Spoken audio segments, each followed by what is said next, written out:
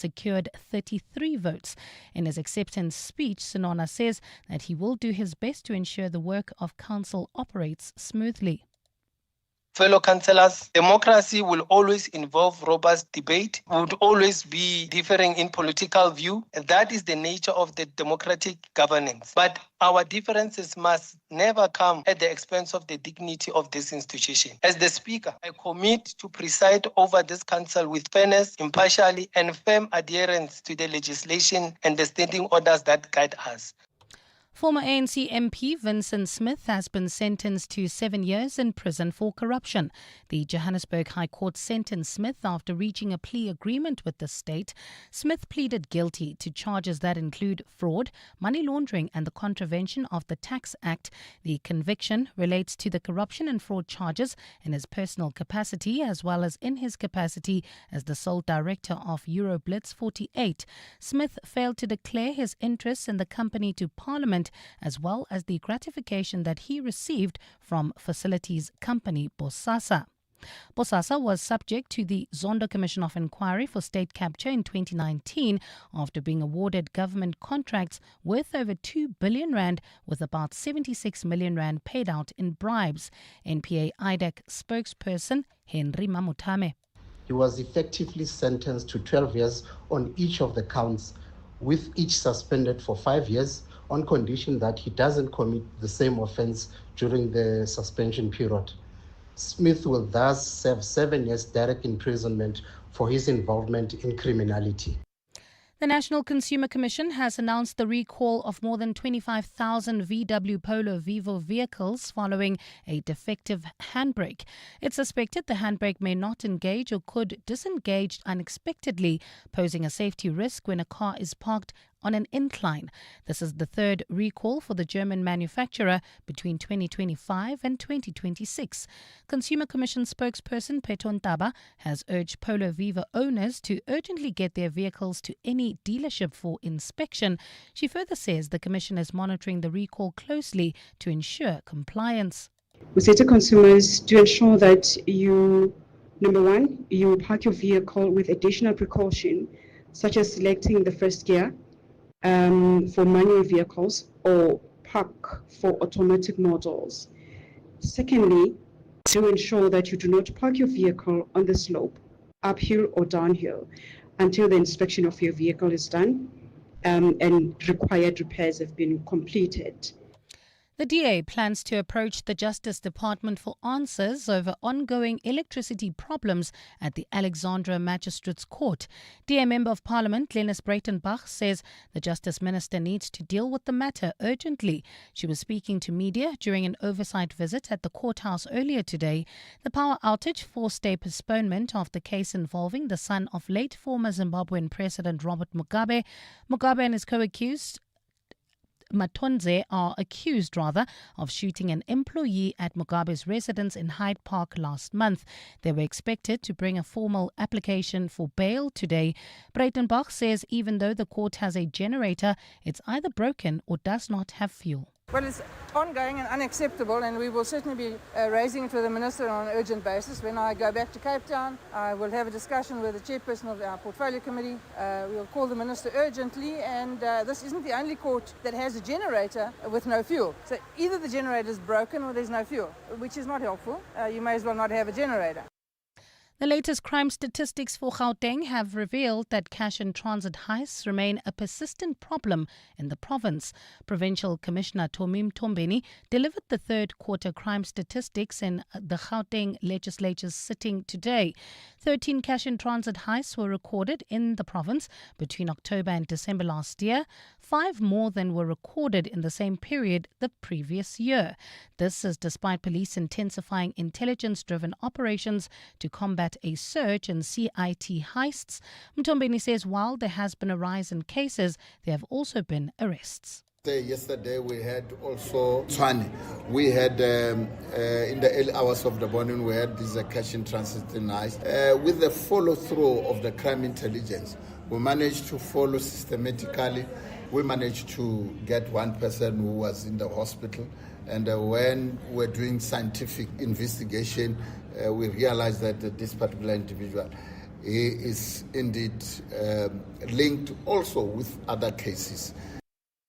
And Spain is set to send an advanced warship to Cyprus after a drone attack on a British base on the island.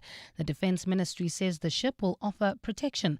The attack comes days after the initial US-Israel strikes on Iran this past weekend, which led to an Iranian response across the Middle East. The ship will join French aircrafts and Greek Navy ships to help in the evacuation of civilians. Gold is trading at $5,170.98 an ounce. The rand is at 16.40 to the dollar, 21.91 to the pound, 19.07 to the euro, and Brent crude oil is at $81.40 a barrel. Accident scene in Claremont, Pretoria. This is on Bremer Street near Van der Hof, causing heavy delays all the way from the Dustport Tunnel. In Boksburg, roadworks still slowing down traffic on the N17 eastbound between Rondebold and Heidelberg Road. In your sport, Shukri Conrad reflects on the Proteas' crushing T20 World Cup semi-final defeat. Miguel Cardoso calls for VAR implementation following dubious officiating in their win over Golden Arrows. And Aston Martin to limit laps in Australia with drivers at risk of nerve damage. It's a cloudy afternoon in Gauteng today with scattered showers expected. Temperatures have peaked at highs of between 24 and 26 degrees. The top story in EWN this hour, the African Transformation Movement's John Sinona has been elected as the new Speaker of the Ekurhuleni Council. EWN, in touch, in tune and independent. For the latest, visit ewn.co.za or download the EWN app.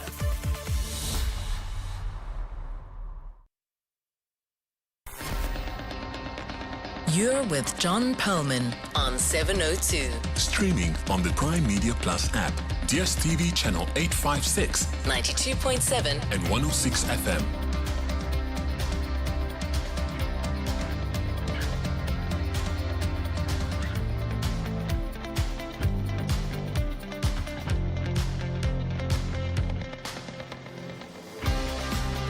.702 Drive with John Perlman is proudly brought to you by Telkom Business. Possibility begins here. Good afternoon, everyone. It's 3 on Thursday, the 5th of March. This is 702 Drive with me, John Perlman. Wherever you are listening to us in 702 land, welcome to the show. The first person charged with crimes related to state capture has finally been convicted. But how significant is the 7-year sentence for corruption and fraud handed down to former MP Vincent Smith? All of this involves his relationships with the company Busasa. But surely there are others who did much worse things. We'll look at this more closely after 5. In other stories, as you heard a moment ago on Mbali Dlamini's bulletin, do you drive a VW Polo Vivo? Well, 25,800 of these vehicles have been recalled. More on that coming up in about 10 minutes' time. The Secretary of Parliament earns more than the President, much more than the President. It is the subject of an investigation by the Public Protector, but it was also the focus of attention in Parliament yesterday. What exactly does the Secretary of Parliament do? We'll find out more at 3:25. And when you buy a house, and many of you with the weekend approaching are thinking, well, let's go and have a look and see what we can find on Sunday, consulting the listings, considering a move. One part of a house sale is what's called a mandatory disclosure form. But what does it really tell you about the state of the house? We'll focus on that at 4:50 in our weekly feature, Your House, Your Home. The all-share today is down, but not by much, just 180 points. Despite gains in both gold and platinum prices, the resources index is down by 1.25%. And the biggest losers today are platinum miners, Implats, off by 7.7%, Valterra down by 5.5%. Better news for Thungela, a coal company that has benefited from the use that Sasol puts coal to in creating fuel. Thungela up by 6.6%. Something of a roller coaster for both those companies, Thungela and Sasol, but Thungela on the up today. Mondi's up by 4.5%. Woolies has gained 3.5%. The rand is trading at 16 rand 49 against the dollar. That's 10 cents softer over the last 24 hours. A euro will cost you 19 rand 16. That's a 9-cent loss. And 22 rand and 3 cents will get you a pound. That's a 21-cent weakening against sterling. Oil price continues to climb. Boo. With Brent crude trading at $83.81 a barrel. I suppose if I'm going to boo, it need to be a little bit more force if we're going to move that needle. Nothing will move it, I suspect, in the face of all this geopolitical turmoil. But that high oil price is bad news for us. Hopefully it starts coming down. Stephen Critters joins us with all the market news at 4:25. We'll get sport with Tolakele Mganga. Some very interesting to hear what Coach Shukri Conrad has to say about that absolute smashing we took at the hands of New Zealand yesterday in the T20. World Cup T20, the other semi-final getting underway today between India and England. That should be a great game. Mbali Dlamini has the latest news headlines. Karabo Chali is back and keeping an eye on the roads. This is 702 Drive. We're live in the place where you live. And if it's happening in 702 land, we'll tell you everything we know as soon as we possibly can. But some of you out there know stuff we don't know. Maybe you've seen something, heard something, or you've got a take on a big issue that we haven't thought about. Please get in touch. We love hearing from you. In the course of the show, you definitely shape the way 702 Drive goes. So get in touch with us if you've never done it before on 072-702-1702. I suspect some of you already know that number. And a call if you like on 011-883-0702. It's 13 minutes past 3. 702. Let's walk the talk. All the way to 6 o'clock, we will have plenty to talk about. We'll have lots of questions to ask. I hope you have some of your own, and there's plenty to think about. Now, we always start off the show with what we kind of often describe as a random thought. This one is kind of random, but it also comes from looking at the calendar. I'm sort of surprised to find we're already in March. That means that 2 months of 2026 already under our belt. And in January, we I think in a couple of different versions, we asked you what your plans, hopes, expectations, dreams, dare I say, for the new year were. So I think we've gone far enough into the year now to get a sense of how things are actually going. So how's 2026 been for you so far? What plans did you make for yourself? Have you changed those plans? Are the plans on track? Are you experiencing any frustration? We thought we'd just throw it out as broadly as that, but get a sense of how the 702 family is doing in 2026 so far. So nice wide canvas. Feel free to paint. Call us on 072-702-1702 and 011-883-0702. Refuwe Lutua putting the show together and living a very rich and interesting life, as you all know by now. First 2 months, what's the report?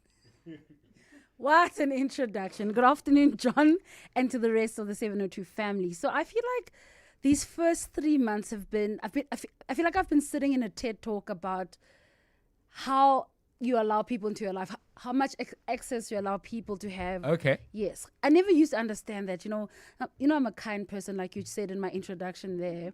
So I just thought, how many people am I allowing to just access me all the time? So I've learned to be very selfish about my time, very selfish about how much do I let you in, how much do I tell you about me.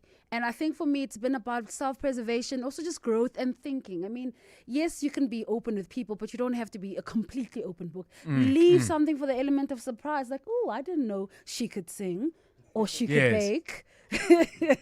Yeah, so it's been a learning curve. It's been a bit shocking with some of the things that have been happening in the world. But so far, it started off slowly, but now I feel like I'm on that roller coaster ride, and I'm trying to enjoy every moment of it. Okay. Yes. Well, I mean, no, that all sounds good. So this thing of just, measuring more carefully the kind of access people have to, how's that going? Because presumably a couple of people might be saying, Refuwe, things feel a little different. I think it was tough in the beginning, John, especially when saying no to people, then I'd feel bad about it. John says, oh, I'm giving an example. This is not happening. Karab would say, let's go out for drinks. And I'd feel like, not today. I'd feel bad. But now that I'm saying no a lot, boundaries are created. I'm like, okay, it's okay to say no. Doesn't make you a villain. If you want to be a villain, yes, but it doesn't make you a villain. No, I think I would agree with that. So, Karabo Chali, how's the first 2 months and 5 days of 26 been for you? So, I have never really thought of it because I really didn't make much plans. So I just went about as things went along. But then I've done things that I neglected in the past. So I've started gym, which I haven't been attending as much as I should because Rufo is looking at me, he's like, I hardly see you there. It's not a judgmental look. Can I just correct that? It's he has been trying to come along, and it's a thought that counts, and you are trying. Yeah. Yes, and more self-care, like think about myself than worrying about the others. And I've been reading a lot. Yes. So you've been a good supplier of books, and Indeed. I've loved a couple of them. So that's something that I want to have carry on and do more for this year and coming years. Okay, so great. I mean, we've got already 2 inputs there around personal things, around stuff that they want to do. So, wide open question. How's the first 2 months and 5 days of 2026 been for you? Have your plans been the right plans for you? Maybe you've changed them. Maybe you've decided, you know what, I don't want to plan too much. I'm going to see how it goes. Live. Anyway, we want to hear from you. It could be to do with work. It could be a view you have of the state of the country or your community. Up to you entirely. 18 minutes past 3. I know that some of you are starting to think about going home, or you might even be on the way. Let's give you the latest traffic news. Well, it is wet and slippery this afternoon in 702 land, so please take it easy out there, maintain a safe following distance, and keep your headlights on. At this stage, there's a slow-moving traffic. That's in the Boksburg area due to roadworks on the N17 eastbound between Rotterbold and Heidelberg Road, while in Claremont, Pretoria, there's an accident seen on Bremer Street. This is near Van der Hof, causing about a 20-minute delay all the way from the Dustpot Tunnel. Look out for those faulty traffic lights in Houghton at Castle Gowrie and Houghton Drive. There's also traffic lights not working in Rand Park Ridge at Beyers, Nodia and the N1. If you come across any other traffic issues, kindly WhatsApp us on 072 702 1702. Clement Maniatella. Weekday mornings, 9 to 12. 9 to 12. We are hanging out with a man who speaks on behalf of President Cyril Ramaphosa, Vincent Magwenya. The president is so calm. Like, does he ever get angry? Like, Vincent, that is wrong. Does he ever raise his voice? Because we've never had him like that. It's very rare that you will see that side of him. But yeah, I know there are times when he gets annoyed and he will express his annoyance and unhappiness, as you will expect of someone who's leading such a very large, complex government institution. Clements Maniatella. 9 to 12 on 702. Imagine a holiday where the only thing on the to-do list is to enjoy yourself. With NCL, world-class dining, award-winning entertainment, and a variety of onboard experiences come as standard. So enjoying yourself is easy breezy. We sail to over 400 destinations worldwide, including Europe, the Caribbean, and beyond. Your dream cruise is calling. Visit ncl.com for the best deals or contact your travel agent today. Conditions apply. Norwegian Cruise Line. It's different out here. It's your last chance to save with the Checkers Extravaganza. Save extra on deals like Lancewood Cheddar or Gouda Cheese 900 grams for $129.99 each. Dr. Utker Ital Classic Frozen Margarita Pizza, 4 per pack for $109.99. And Nivea Body Lotion, Firming Lotion or Cream Selected Variants, 400 or 625 mils. Buy any and save 30%. Valid until 8 March, only at Checkers, Checkers Hyper, or shop on 6060. What do you call someone who thinks outside the box? Creative. But what about someone who codes the box, brands it, sells it, rebrands it, and leads a team that reinvents it? That's a Red and Yellow graduate. Apply now to Unleash Remarkable with Red and Yellow Creative School of Business, a member of Honoris United Universities. 702 is in conversation with Capitec, discussing how South Africans can protect themselves against financial crime. Scammers really succeed because they exploit, like you said, predictable human behavior. And generally, it's not because people are careless or uneducated, but every scam is tailored around very specific emotional triggers. So the first one, really, and this is the most important one, is the sense of urgency. So when you feel rushed, right, you stop thinking critically and you go into that survival reptilian brain. The second one is this fear of loss and loss aversion, and people react faster to the possibility of losing something. There's also authority bias, so people automatically trust someone if they sound like they're in charge. Scarcity and competition are especially exploited in so-called online market scams, so that fear or FOMO of missing out. Convenience and habit, we're used to receiving, for example, messages from courier services saying our parcel is ready for delivery, so why shouldn't we click on that link when it comes into our mailbox, right? Slam the scam with Capitec. Capitec is an authorized financial services provider and registered credit provider. You're with John Perlman on 702. Let's walk the talk. Still to come on 702 Drive, Bolt is the first e-hailing company to register under the government's new transport regulations. It's a very interesting development and one I'm looking forward to exploring with Senior Operations Manager Simo Kalajdzic. That's at 10 to 4. We've had a lot of conversations here about regulation, lack of regulation in the e-hailing space. Whenever there are developments in that regard, a lot of you call in and want to share your experiences of services that you've received or haven't. So that's coming up at 10 to 4. And then after 4 o'clock, a very interesting suggestion for a response, an appropriate response to everything that's coming up in the various commissions that are actually looking into corruption in the South African Police Service. How about if every single officer from the rank of brigadier upwards is required to resign and reapply for their jobs, in the course of which they'll be subject to some really careful scrutiny around issues of integrity, competence, and commitment. That's an idea coming from David Lewis, who started Corruption Watch and now sits on the National Anti-Corruption Advisory Council. He joins us at 10 past 4. Drive home with John Perlman on 702. Let's walk the talk. Right. So another vehicle recall, and this one is on a substantial scale. The vehicle is involved is the VW Polo Vivo. The number of vehicles, 25,729. And these are vehicles that were made available for sale from February 2025 to February 2026. What's it all about? Let's welcome to the show Prudence Muilwa, who is Head of Complaints and Investigations at the NCC, the National Consumer Commission. Ms. Muilwa, welcome and thanks very much for giving us your time. Something strikes me as a little bit different in regard to this recall. We'll talk about the specific safety issue that's prompted it in a moment, but my impression from previous recalls is that they've spanned a much wider time period in terms of when they were sold. If I'm right, is this different? And if so, what perhaps does it tell us? Look, our immediate observation, I think, from the actual recall is just the fact that it looks like it's newer cars. Yes. Might have not really had conversations with the manufacturer yet, but it does seem like it possibly. Okay, so Ms. Muilwa, we might ask you to move around a little. I'm just going to put you back to our producers, and we're going to see if we can actually get you on a better line there, because this is crucially important stuff. Actually, if you do own a Polo Vivo, you might want to give us a call. Maybe you're a dealer involved in selling them. Give us a call as well. You're with John Perlman on 702. Hi, John. This is completely off topic, but it's regarding the state of the Pretoria Zoo.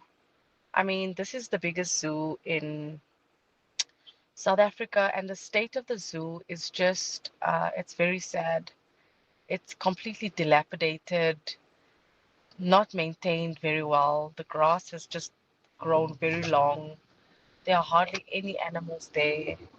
And I'm just wondering if any of the listeners have visited lately, and if anyone knows if something's going to be done about this, about the upkeep of the zoo, who is responsible for maintaining it, and what can we as citizens do to rally together to just get this, just for something to get done there.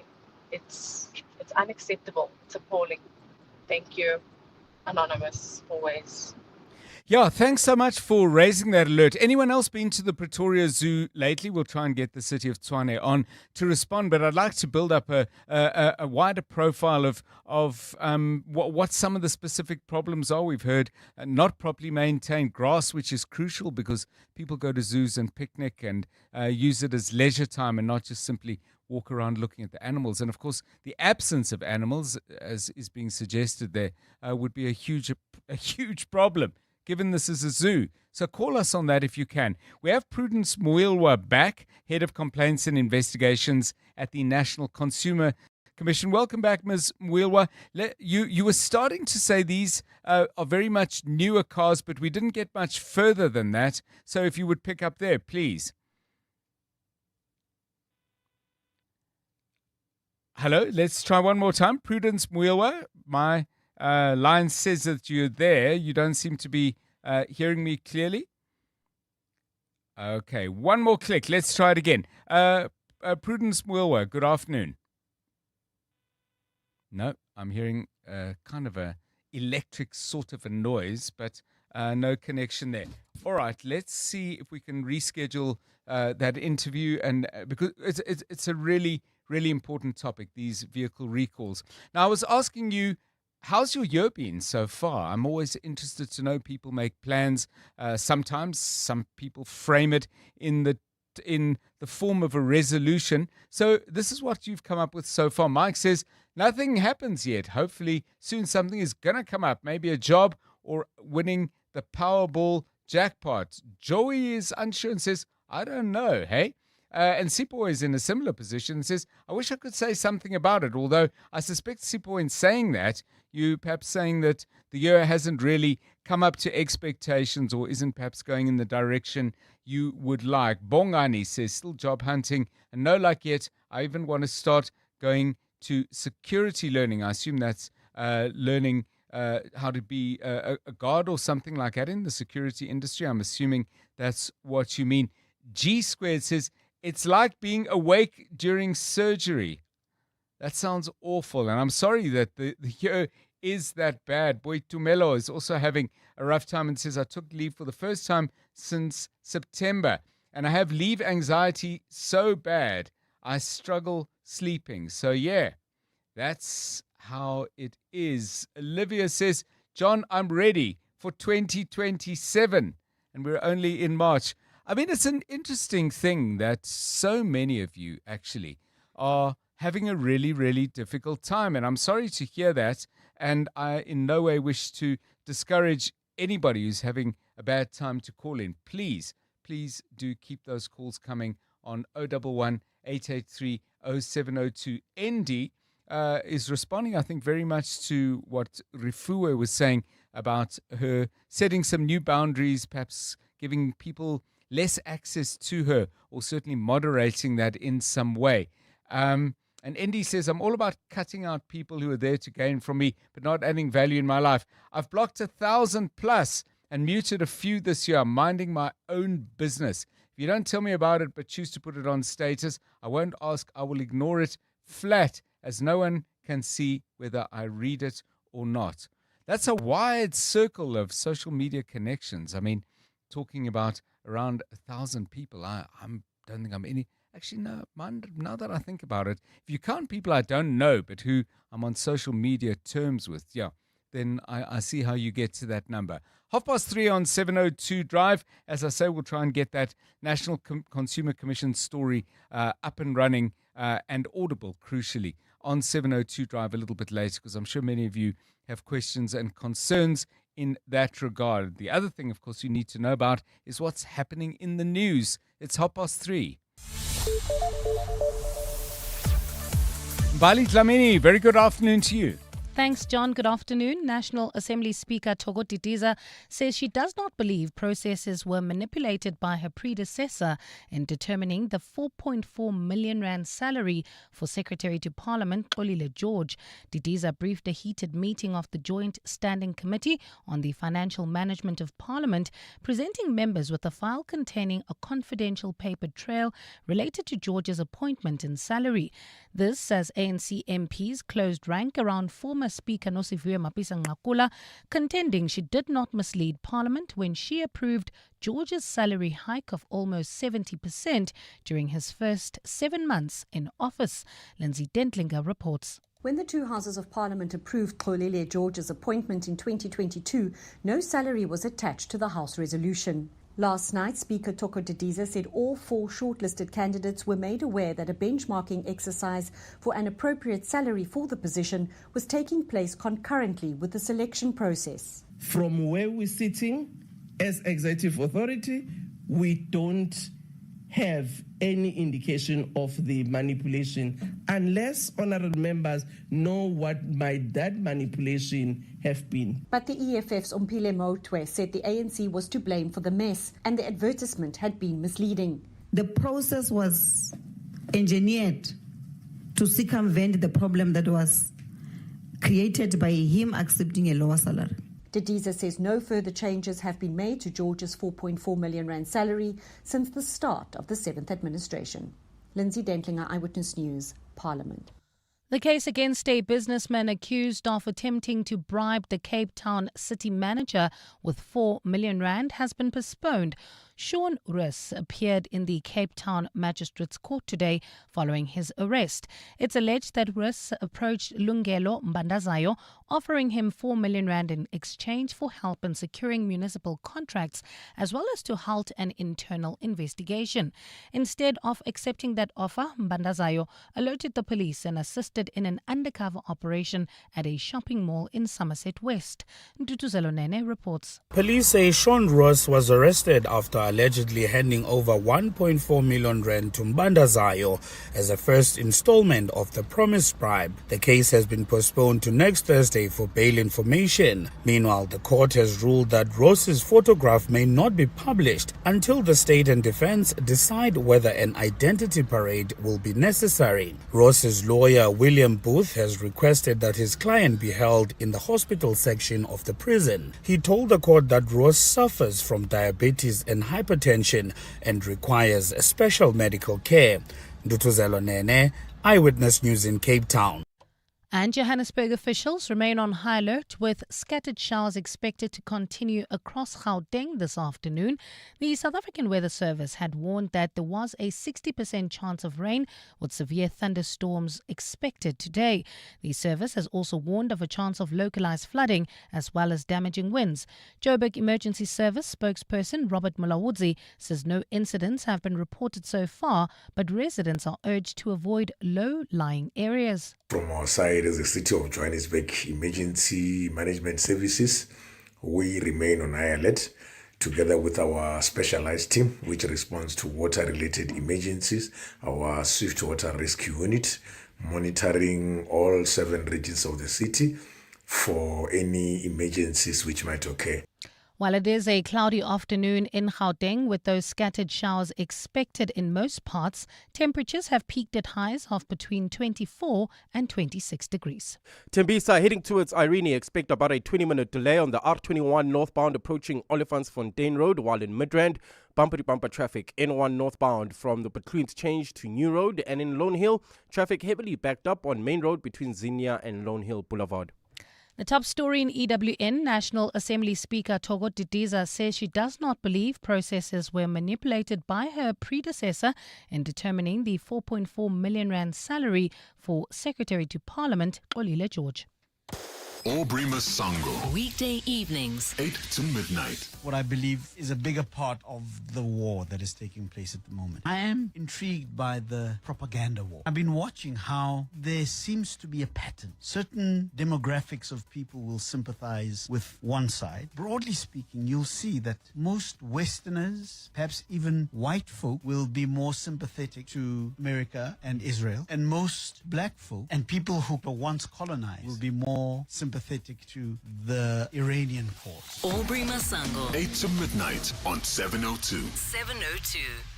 The Vodacom United Rugby Championship is one of the hottest tournaments on the planet. Hollywood Bets adds spice with an epic competition in which 400,000 Rand in cash, prizes and betting vouchers must be won.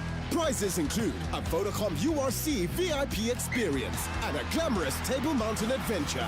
To enter, simply bet 30 Rand or more on any Vodacom URC fixture between 23 January and 16 May. T's and C's apply. Hollywood Sportsbook is a licensed betting operator. No persons under the age of 18 years are permitted to gamble. Winners know when to stop. South African Responsible Gambling Foundation toll-free counseling line 0800 006 008 or WhatsApp help to 076 675 0710. Zandi Finger's Hive promo agency was growing fast, but the paperwork was catching up. What were you up against? Challenges that were slowing down my growth was finding clients as well as organizing the promoter application. But with Yep for online visibility and Zoho to manage her database, she has turned chaos into a well-honeyed hive. Get Yep by Telkom Business from 249 Rand per month and Zoho from only 1,260 Rand annually. Call 10213 or check telkom.co.za. T's and C's apply. Telkom Business. Possible begins here. The Money Show. Weekday evenings at 6. You've been investing in your stores, in your products, in your mechanisms as well. Is it that spending that putting your margins under a bit of pressure during this period? A lot of it in stores and front-end consumer-facing sort of areas of the business, but simultaneously we've been making some big investments in our infrastructure, our distribution centre in Midrand. Roy Bagatini, the CEO at Woolworths. The Money Show on 702. 702. Let's walk the talk. The Money Show with Stephen Grootes is brought to you by ABSA Corporate and Investment Banking. Refined performance is a measure of discipline. That's how we are invested in your story and why ABSA returned as a proud diamond sponsor for this year's Hedge News Africa Symposium and Awards Ceremony. ABSA is a registered FSP. T's and C's apply. 702. WhatsApp John on 072 702 1702. Hi, John. It's Victor here from Fourways. Yeah, I tend to agree with the issue of Pretoria Zoo. It's very sad. I went there last year in October. I even regretted spending my money. It was basically my wife's birthday, and I wish I couldn't have gone there. It is very sad, John. Believe me. Good afternoon, John. So I can attest to that. Anonymous said the state of the Pretoria Zoo. It is disheartening. I've been there recently, and honestly, first of all, they do not have animals. I mean, you go to the zoo specifically to see animals. There's a few of those, and as you said, the grass is just, it's not it. The upkeep of, the whole place, it just looks like an abandoned place for some reasons. I don't know who is responsible for maintenance but either way, there's something that needs to be done. This is Makutsisa in Hatfield, Pretoria. Yeah, I must admit, I'm really, really astounded to hear this. You know, I last went to Pretoria Zoo when I was a kid, so recently. And I've always been meaning to go there and saying, now that, grandchildren visit from Cape Town and say, let's go to the zoo, and we've never got round to it. And I'm really sad to hear this because I do have a memory of it being really vast on different levels. And that was a long, long time ago, obviously. It is actually called the National Zoological Garden. It is supervised, I think, certainly based on the website by the South African National Biodiversity Institute, which is a body that has a whole lot of responsibilities. I think Kirstenbosch in Cape Town will fall under the same institute. But if you read on the website, it says The National Zoological Garden of South Africa is the largest zoo in the country. More widely known as the Pretoria Zoo, the National Zoological Garden in Boom Street is not only the largest zoo in South Africa and the only one with national status, but is also rated as one of the top zoos in the world. And they give reference for that global rating, and I'll read that bit to you as well from the website. The highly accredited tourism site World Atlas published the following article rating the Pretoria Zoo as one of the 10 best-ranked zoos in the world, competing with the well-known Bronx Zoo in New York. So this is all astounding in a way, because there's the view. It's the zoo's own view of itself as put on the website. Now, we've had 3 callers in succession saying the place is not well looked after and it doesn't have enough animals. Ranga raises another issue for debate, which I think is a very interesting one, and says, I think zoos must be banned totally. It's a prison for animals. If people want to see animals, they must see them in their natural habitats. I've got a different view, Ranga, and I'll keep it short. As someone who absolutely loves going to see animals in their natural habitat, I nevertheless fully recognize that that is not available to everybody. It's far, it can be very, very expensive, and it's not everybody's thing. If there's a family deciding on what they want to do with available money and time, they may well prefer to do other things, go to a beach, visit relatives, or whatever it is. I think the value of zoos, and, I think the Joburg Zoo is really, really an excellent facility, and I've enjoyed it regularly over the years, is that you can make contact with the beauty of wild animals. And I fully appreciate the constrained circumstances and so on. I don't think I'm naive to that. But if you want to make that kind of contact, some contact with the extraordinary beauty of wild animals for a large number of people, I don't know how else you do it except a zoo. So we've got 2 debates going. What's the Pretoria Zoo like? What's its current state in your view? And secondly, should we have views at all? Get in touch on 072 702 1702 and 011 883 0702. It's 18 minutes to 4. EWN Sport. So Tolakele Shukri Conrad responding to what happened in Kolkata yesterday. Sobering, I would think. What's he saying? Well, John, he's made no excuses for the Proteas' 9-wicket defeat to New Zealand in their semi-final of the T20 World Cup.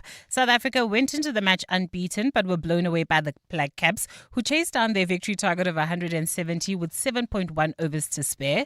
Finn Allen was destroyer-in-chief, hitting the fastest ever World Cup century in 33 balls to send his team through to Sunday's final, where they'll face either India or England.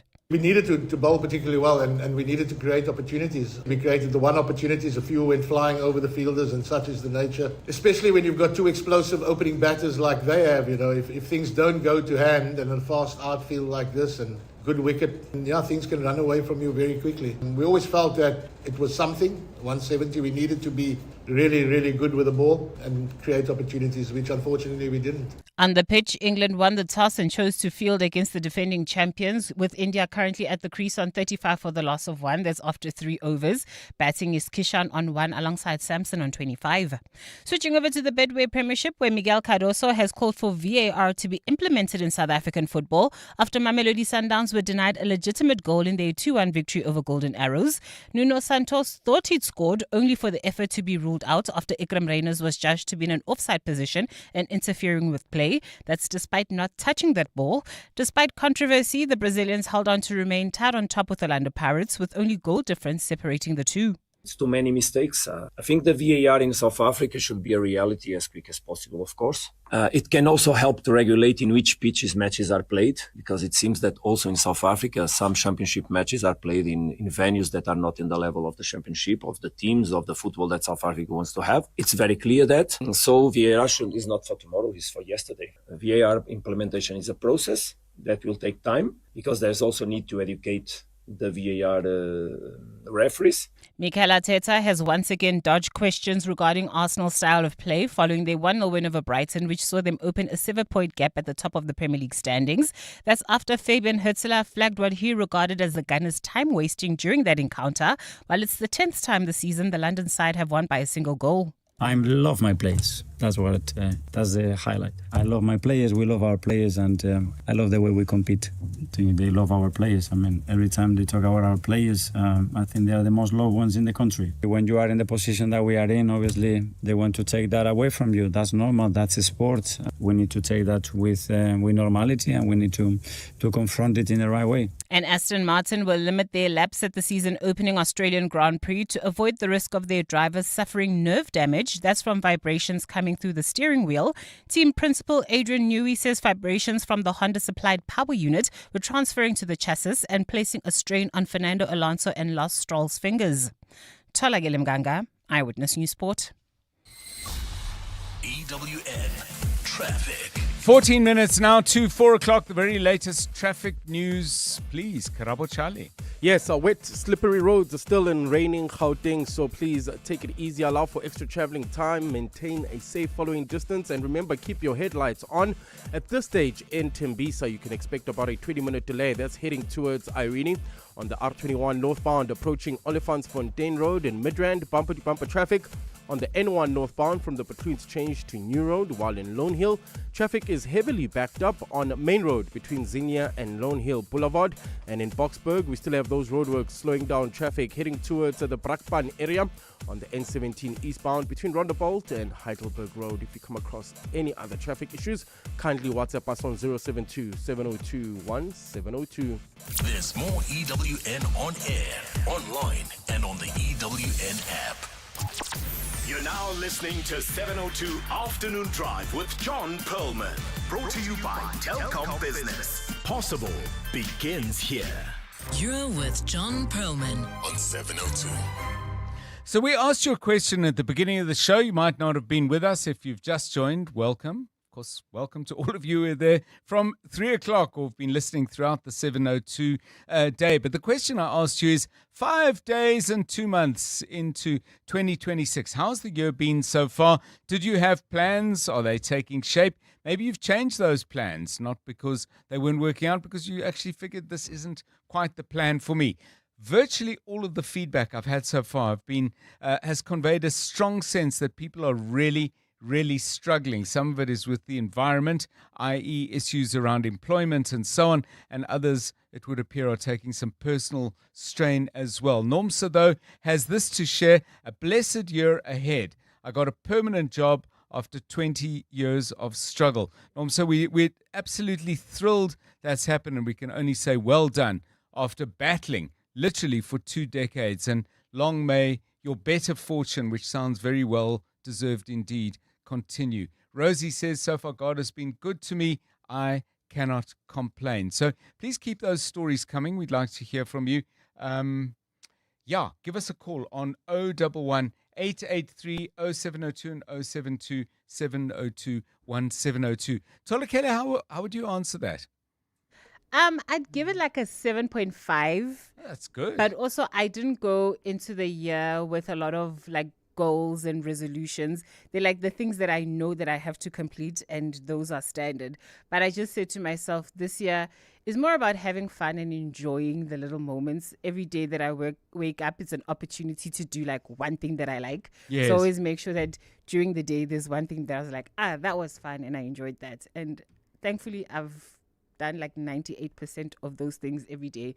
Where I've had, even if it's like a small thing where I dance for 10 minutes, that thing is my happy thing, and I'm done. Without asking you to speak on behalf of others, but if you were to look around your friendship and family circle, I mean, would you say most people are doing okay in 2026? Because obviously, we hear from whoever we hear from, but I must say the impression is it's really a battle out there for a lot of people. I think it is there. I have a friend that has had medical issues for quite a while, but also she's also the one that's constantly reminding us to be grateful for all the other things. So that's also helped us put a lot of things into perspective. I think all of us went into the year where we were saying, okay, now that we're a year older, we want to do X amount of things. what can we do to actually take the next step? The time for planning is done. Now it's time to put all of those things into action. And some things are working out and other things are being redirected in a better situation. So that's the outlook we're taking from it, where even if it's not quite the way you want it to be, it's happening the way that it must. Must help a lot, actually, a circle of positive friends and close connections, all in various ways, just giving each other positive nudges in the right direction. But then there are things that you can't really plan for, I would think, and they don't always involve your control directly. And that's certainly true in the case of this message from Lieto, who says, very bad, my mom is sick. I can't cope, even at work. It's difficult to concentrate. I'm really sorry to hear that, Lieto. We wish your mom health. We wish you strength. 702 Drive, it's 10 to 4. John is on X. At John Perlman. Well, you know, we often have conversations about e-hailing services, and those take many, many forms. Invariably, though, they're about a sense that things could be better run in terms of security. There are issues with clashes involving other taxi, let me just call them, service providers or public transport service providers. But an interesting development, and I would think a positive one, and this is a story that we picked up on the Business Live site that says that Bolt has become the first e-hailing provider to be registered under government's newly implemented transport regulations. And these regulations are aiming to formalize a sector that has not always worked in ways and in a framework that is as clear-cut as it should be. So what are the regulations saying? What kind of difference might this make? Simo Kalajdzic is the Senior Operations Manager at Bolt South Africa and joins us on 702 Drive. Good afternoon, and thanks very much for giving us your time. What are the key things that you've had to do under the regulations that you think in the end are going to be good for Bolt and good for passengers? Good afternoon. Good afternoon to you and your listeners, John, and thank you for having me on the show today. And thank you for that question. I think, one, I'd just like to highlight how significant this moment is, because for the first time it does mark the formal integration of ride-hailing into South Africa's regulated public transport framework. And in terms of what does registering under the new framework require from us, or what did we need to do, this new framework has formalized how platforms operate within the transport system here in the country. And in terms of the requirements, it now includes requirements around how platforms firstly register and the accountability that's laid upon the platforms itself.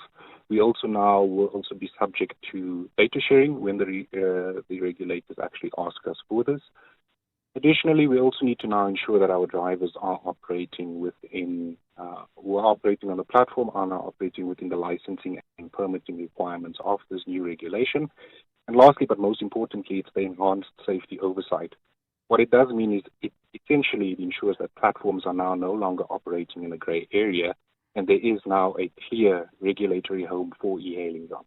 So you speak of a grey area, Mr. Kalajdzic. I mean, what were the key features of that grey area, and presumably there were downsides? You know, perhaps you can spell those out as well.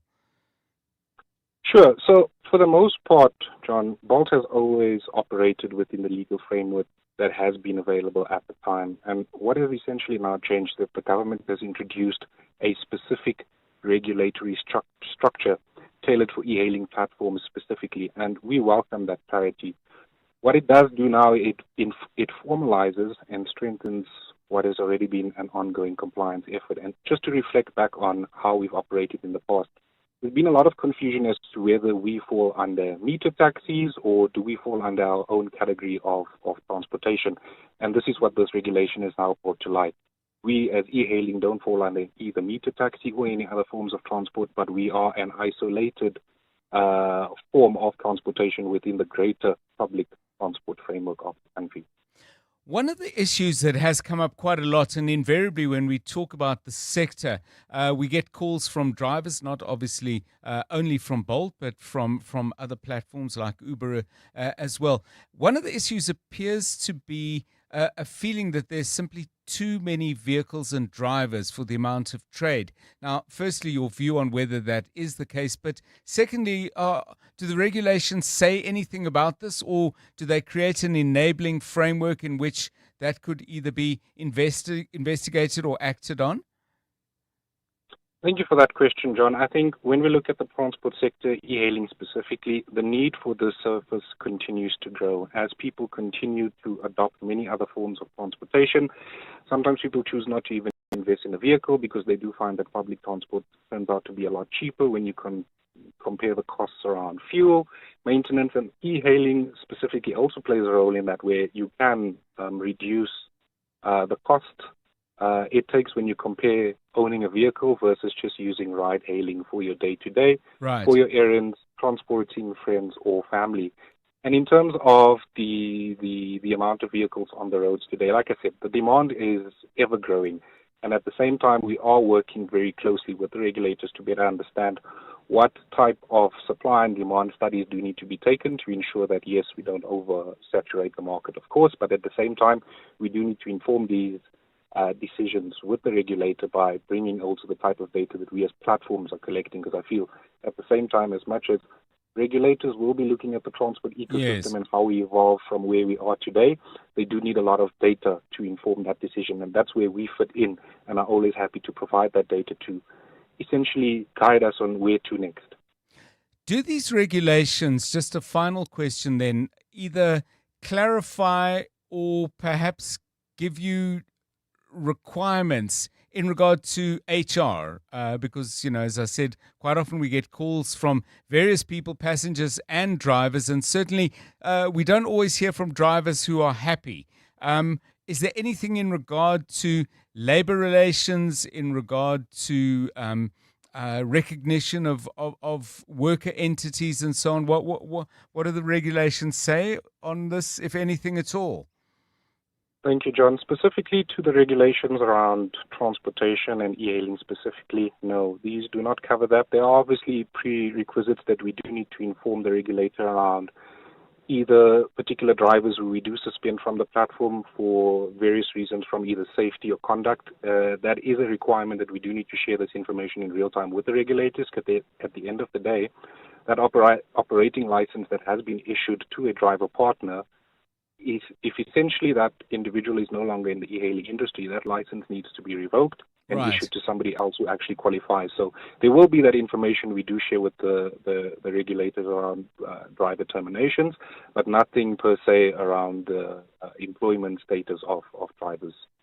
Thank you very much. Simo Kalajic is the Senior Operations Manager at Bolt South Africa. And the reason we're chatting to him is that Bolt has become the first e-hailing provider to be registered under government's newly implemented transport regulations. There is a deadline on that, a strict 180-day compliance window that actually ends in 6 days' time. So one would assume there'll be more activity in that regard. We'll update you as soon as we hear anything. 2 minutes to 4. Africa Milani. Weekday mornings, 4 to 6. What does this mean now that you received a certificate of registration from the National Public Transport Regulator? This does confirm that we do meet the requirements under the newly implemented regulation. It's also about stronger accountability across the entire transport ecosystem. It now gives our driver operators, riders, greater clarity about how the sector operates. Simo Kalajic is the Senior Operations Manager for Bolt South Africa. They are the first major e-hailing platform to officially register under the new transport regulations. Africa Milani. 4 to 6 on 702. Make 2026 your year for personal growth. Apply now for the mid-year intake of either the Master of Business Administration or Postgraduate Diploma in Business Administration program at Wits Business School. Their MBA and PDBA programs will equip you with the critical thinking and leadership skills necessary to face the challenges of the evolving world of work and business. Applications are now open for the July intake and close on 30 April. Visit wbs.ac.za for more info. Wits Business School, sculpting global leaders. We at Monument Dental are very happy with the premium we're paying. I wish I did it sooner. OUTsurance business insurance clients know that it pays to switch. And did you know you could get a massive 20% discount on your business insurance premium when you switch? For dentistries, general medical practices, and all other businesses, get a quote today and see why it pays to switch to OUTsurance business insurance. Visit outsurance.co.za or call 08600 60,000 today. Licensed insurer and FSP. TCs and information online. Driving the conversation on 702 Afternoon Drive with John Perlman. Powered by Telkom Business. Possible begins here. This is EWN. Parliament finally has a committee to oversee the presidency, and Gauteng police say army deployment is beginning to show some results.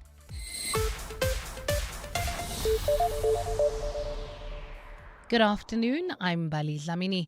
Parliament finally has a committee to oversee the budget and administration of the presidency. The establishment follows a battle by opposition parties since the Nkandla debacle of the 5th Parliament. Deputy Chief Whip of the ANC, Doris Mpapane, has been elected as the chairperson of that committee. Lindsay Dentlinger has more. Despite the Zondo Commission of Inquiry recommending a committee on the presidency, the process limped along in the 6th administration after former IFP Chief Whip Naren Singh tabled the motion for one to be established. ANC MP Doris Mpapane chaired the Rules Subcommittee in the previous Parliament, tasked with determining how such a committee would work. Today, her party used its majority of 4 members, supported by the Patriotic Alliance's single vote, to have her elected as the chairperson. She beat Action SA's parliamentary leader Athol Trollip, who was nominated by the MK party's Mabato Mokoena Zondi and supported by EFF leader Julius Malema and UAT leader Wanda Mashlatsi. In all the committees, I have never been partisan, and I promise not to be partisan. In a repeat of yesterday's failed vote, which was scuppered by procedural hiccups, the DA's Deputy Chief Whip, Pakolile Nodada, only received his party's 2 votes. It's yet unclear what the committee's first order of business will be. Lindsay Dentlinger, Eyewitness News, Parliament. Forensic investigator Paul O'Sullivan has been slammed for threatening witnesses as well as prosecutors. Members of Parliament's ad hoc committee investigating allegations of police corruption took O'Sullivan to task today. They accused him of bullying and intimidating those who were investigating him over allegations of interference as well as impersonating an IPID official.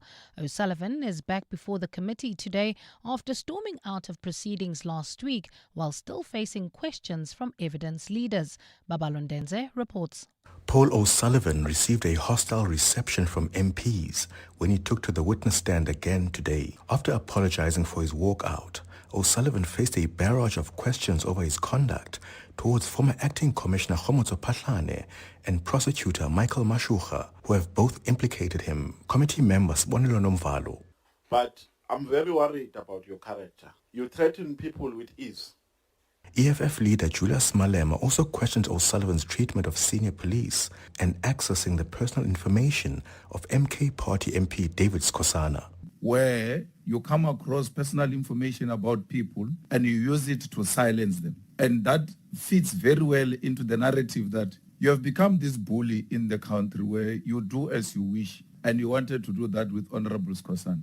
O'Sullivan said his threatening messages were justified because he was being targeted unlawfully. Babalondense, Eyewitness News, Parliament. Gauteng Police Commissioner Tomim Mtombeni says they have already started to see some successes since the deployment of the army in the province.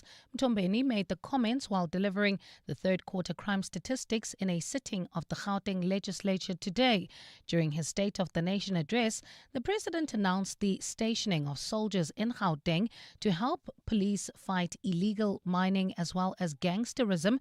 Khomotso Modise has more. One of the first places where soldiers have been deployed in Gauteng is at the Sporong informal settlement in Randfontein, an area which has been infiltrated by illegal miners, causing the displacement of 600 people.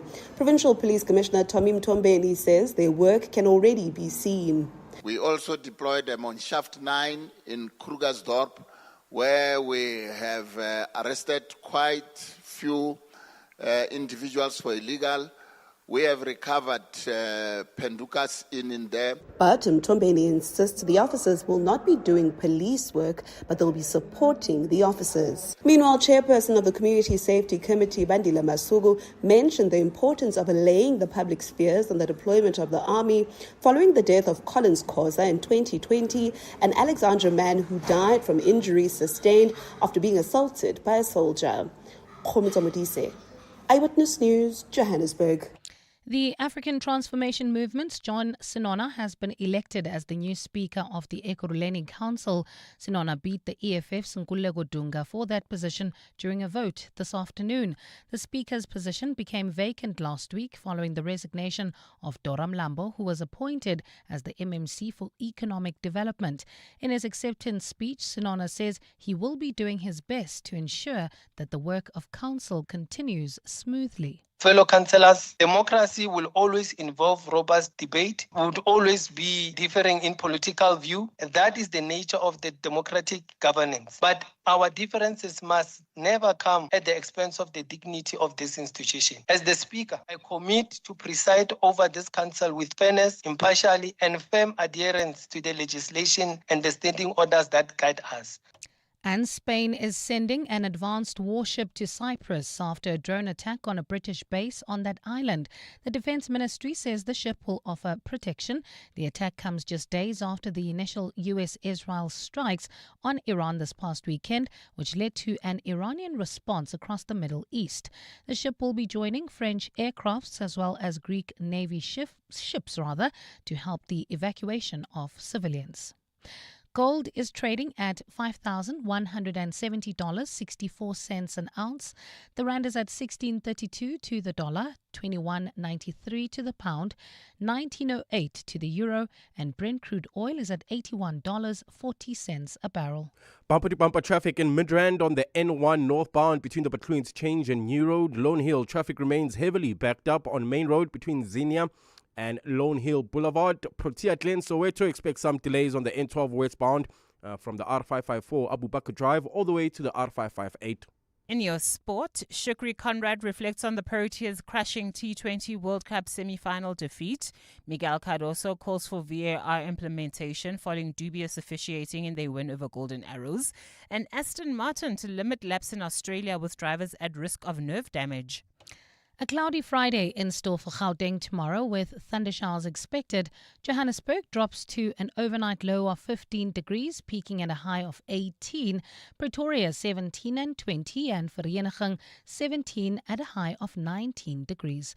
The top story in EWN this hour, Parliament finally has a committee to oversee the budget and administration of the presidency.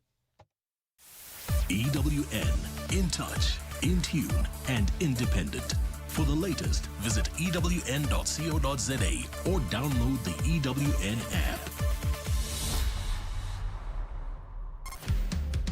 7:02. Drive home with John Perlman. John Perlman, 3 to 6 p.m. On 92.7 and 106 FM. Let's walk the talk. 7:02 Drive, it's 8 minutes past 4. It's great to have you with us on the show. How's your Thursday been? Boy, it's been bucketing down in Gauteng. You're going to need to listen carefully, not that you need me to tell you, of course, to our traffic reports. One coming up in just a moment from Karabo Chale. Do we drive better when it's wet, though? Karabo is shaking his head. No, we don't. I don't think we do. Okay. I just think we lose our minds. I don't know. I just don't get it. You should logically slow down, but you should see these people just speeding through past you, and it's scary. Okay. I had a sort of an optimistic take based on my general experience that when traffic lights are out, people are pretty considerate. But rain doesn't appear to affect our sense of judgment. Maybe you disagree with that? Give us a call. We'll have, as I said, a traffic update soon. Lots of issues to discuss, lots of things in the news that we're going to be covering. This is very interesting. We've got the Madlanga Commission of Inquiry, not busy today, but I think Organised Crime Head Rich Gauteng, head of the Organised Crime Unit, Major General Richard Shibiri will be in the witness stand again tomorrow. But the ad hoc commission is on in Parliament with Paul O'Sullivan currently engaging with members of Parliament. All of this by way of context, because there's a very interesting suggestion out there as to how we should respond to everything that is now being revealed about the state of our police service. And some would say we've only just begun actually getting to the bottom of all of this. The suggestion is mass retirements for every police, or resignations rather, for every police officer from the rank of brigadier up. They must all reapply for their positions, and that, of course, would mean them subject to very close scrutiny. We'll talk to the person who's put that out as an idea. Corruption Watch founder, now a member of the National Anti-Corruption Advisory Council, David Lewis, is my guest shortly to talk about that.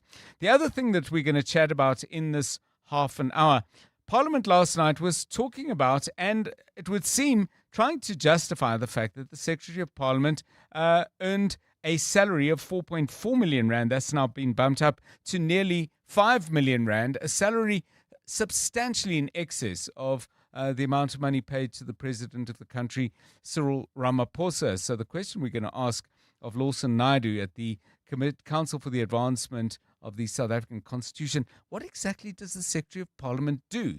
Because in the midst of this whole conversation about, is this the right salary, is it fair, etc., as well as some procedural issues now under the spotlight of the public protector, is nobody's asked. In fact, somebody asked me today, what does the Secretary of Parliament do? And I had to say, which is not really sufficient detail, I think you'll agree.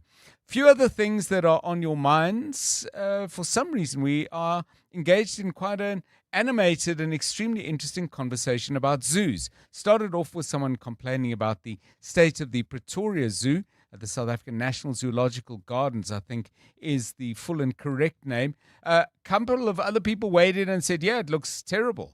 And it seems to be in a state of significant decay. So we'll hear more from you on that. And then somebody else said we shouldn't have zoos at all. If people want to see animals, they must go and see them in the wild. I put that as a question. I don't agree with that view. And I said, why? Happy to repeat myself if you want me to. But I think my point is made. I'm interested in yours.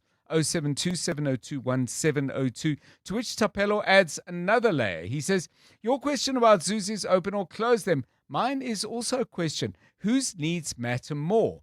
Those of the animals or the humans? It's something to ponder with more sensitivity. Stating the patently obvious, Tapelo says, animals are not able to lobby for their needs to be prioritized. So Tapelo just adding another layer and perhaps a different spin on the question we're asking. We're getting your voice notes. Let's hear a couple. Hi, John. I just want to comment about the legal letter that the ANC gave to the DA. It's not politicking. Panyazali Sufi must give us water. That's the truth. Even if they write that legal letter, they must give us water. Lesego from Pretoria. Hi, afternoon, John Perlman. How are you doing? Yeah, this year has been something else, man. It's like we're already 8 months into the year, man. Everything is failing. Everything that one tries is failing. I don't know if it's the year or it's just the economy, but basically everything's becoming a battle, man. I'm from the pump now. Petrol has just gone up. Yes. Hi. I went there last year. I took my daughter there. I was extremely disappointed. The zoo looks like a war zone. It looks like it has been abandoned. The cable car is no longer working. A lot of stuff has rusted. The maintenance, it's low. But my daughter was happy. So, yeah, I was happy too because, but from my experience and how I know Pretoria Zoo used to be the best when I was still in primary school, for me it was bad. But my daughter enjoyed the trip and he was bragging about it all the way back. Good afternoon, Tata John. It's not just Pretoria Zoo. Johannesburg Zoo is the same, maybe maintained a little bit better, but there's no animals there. So what is the point of us paying if we're not seeing what we came to pay for? I mean, a couple of people have said that we were chatting in the studio here that they went to the zoo and they didn't see any animals. I went to the zoo, I saw loads of animals. I didn't go to every single corner of it, but the lion enclosure is fabulous. Got a wonderful view of a leopard. I don't think we saw some of the animals appeared to be having a nap, but fair enough. They're busy walking around. And being stared at by us. Yeah, keep it coming. I mean, I think these conversations about the various zoos are very interesting indeed. The other issue we raised, by the way, is how has the year gone for you? 2 months, I beg your pardon, and 5 days into 2026. What's it like so far? Matt says, financially depressing, physically gaining weight, and concludes by saying, golf is not bad. 4:15, let's get the latest traffic. EWN Traffic. EWN Traffic is brought to you by Outsurance. SMS out to 45142 now, and you could save on car insurance. If you don't, ask them for 500 Rand. Karabo Charlie is the man watching the roads for you. Good afternoon. Afternoon, John. While at this stage in Irene, there's slow-moving traffic on Nelmapers Drive approaching Main Road, while in Midrand, bumper-to-bumper traffic on the N1 northbound from the Pretoria interchange to New Road. In Lone Hill, traffic remains heavily backed up. This is on Main Road between Zinia and Lone Hill Boulevard due to faulty traffic lights. While in Edenvale, traffic sluggish. R24 westbound from Edenvale Road to the Kilulis interchange. In Boksburg, roadworks also causing some delays. This is on the N17 eastbound between Rondebolt and Heidelberg Road. And finally in Protea Glen, expect some delays on the N12 westbound between the R554 Abu Bakr Drive and the R558. If you come across any other traffic issues, kindly WhatsApp us on 072-702-1702. There's more EWN on air, online, and on the EWN app. The Outsurance pointsmen know that every car on the road carries a story. There's a car with a family driving to their new home, carrying boxes stacked with plates and toys and memories. The Outsurance pointsmen know it's not just a car in traffic, it's a new beginning, a fresh start on the move. Every story's different and every story matters. That's why the Outsurance pointsmen have been doing what they do since 2005 in proud partnership with 702. Outsurance is a licensed insurer and FSP. You're with John Perlman on 702. Let's walk the talk. 702 Drive. Well, of course, as evidence and information and allegation and more besides unfolds both at the Madlanga Commission and Parliament's ad hoc inquiry into police corruption, political interference and criminality, all of this unfolding before our eyes on television and, of course, the radio and newspaper reports as well. And I'm sure in many people's minds is, well, okay, now we know all of this thing, apart from individual prosecutions, what can be done to actually deal with a system that appears to be rotten at its heart?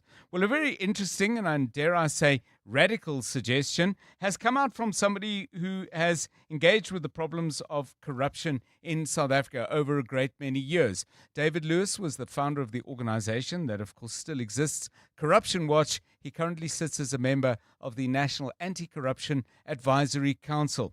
Mr. Lewis, welcome, and thanks for giving us your time this afternoon. My understanding is the proposal you've put forward is every police officer from the rank of brigadier up must reapply for their positions, and as they reapply, presumably there will be a process of close scrutiny to see if they meet the standards, some of which I would assume would be ethical. If they don't, then they don't get their jobs back. It's a dramatic solution. Tell me what made you think of it and why you believe it'll work. Good afternoon.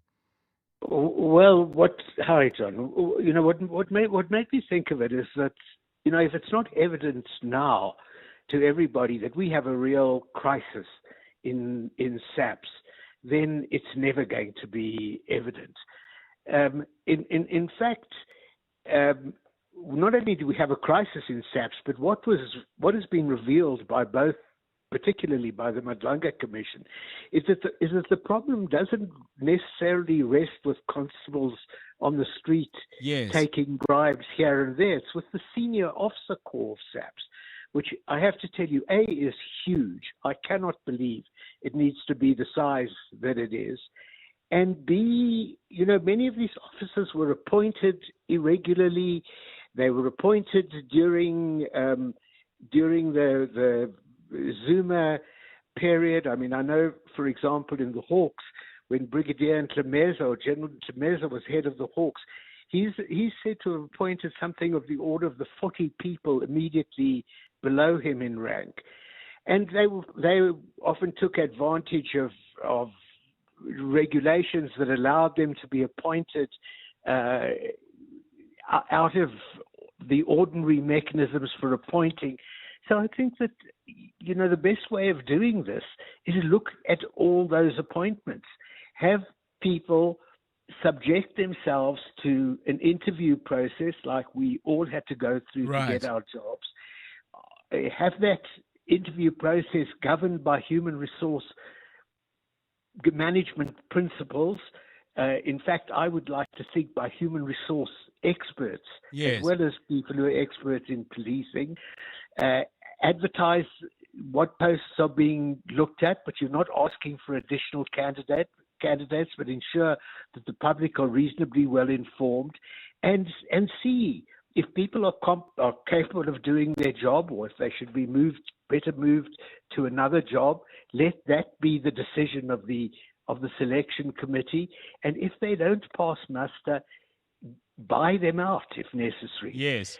Because it would be much less expensive to buy them out than to continue to run a dysfunctional police service. So, I also want to... Sorry, John. No. I just want to throw in some numbers for the benefit of our listeners. And these are 2024 figures, so they may have gone up or down. But I think either way, they're representative of the scale of what you're talking about. Currently, we have 632 brigadiers. We have 146 major generals. And above them, there are, in addition, divisional commissioners, provincial commissioners. It looks like the number of those would be somewhere around 30. So that's the scale of the problem. But please pick up on the point you were going to make. Yeah, the point that I was going to make is that this is a problem in the public sector beyond the police. I think that it's generally agreed that state capture was affected in South Africa by using an appointment process, and particularly the president's appointment powers. So the Commissioner of Police, it's in the president's prerogative entirely to appoint a Commissioner of Police. The same goes for the head of the NPA. The same goes for the head of SARS. And the whole appointment process in the public service, and particularly including the police, needs to be regularized. There needs to be a proper, accepted way of interviewing candidates, of vetting candidates, of checking them out. And this, as I say, is the same as is done in most jobs that any of us occupy. And there is a process with the disciplinary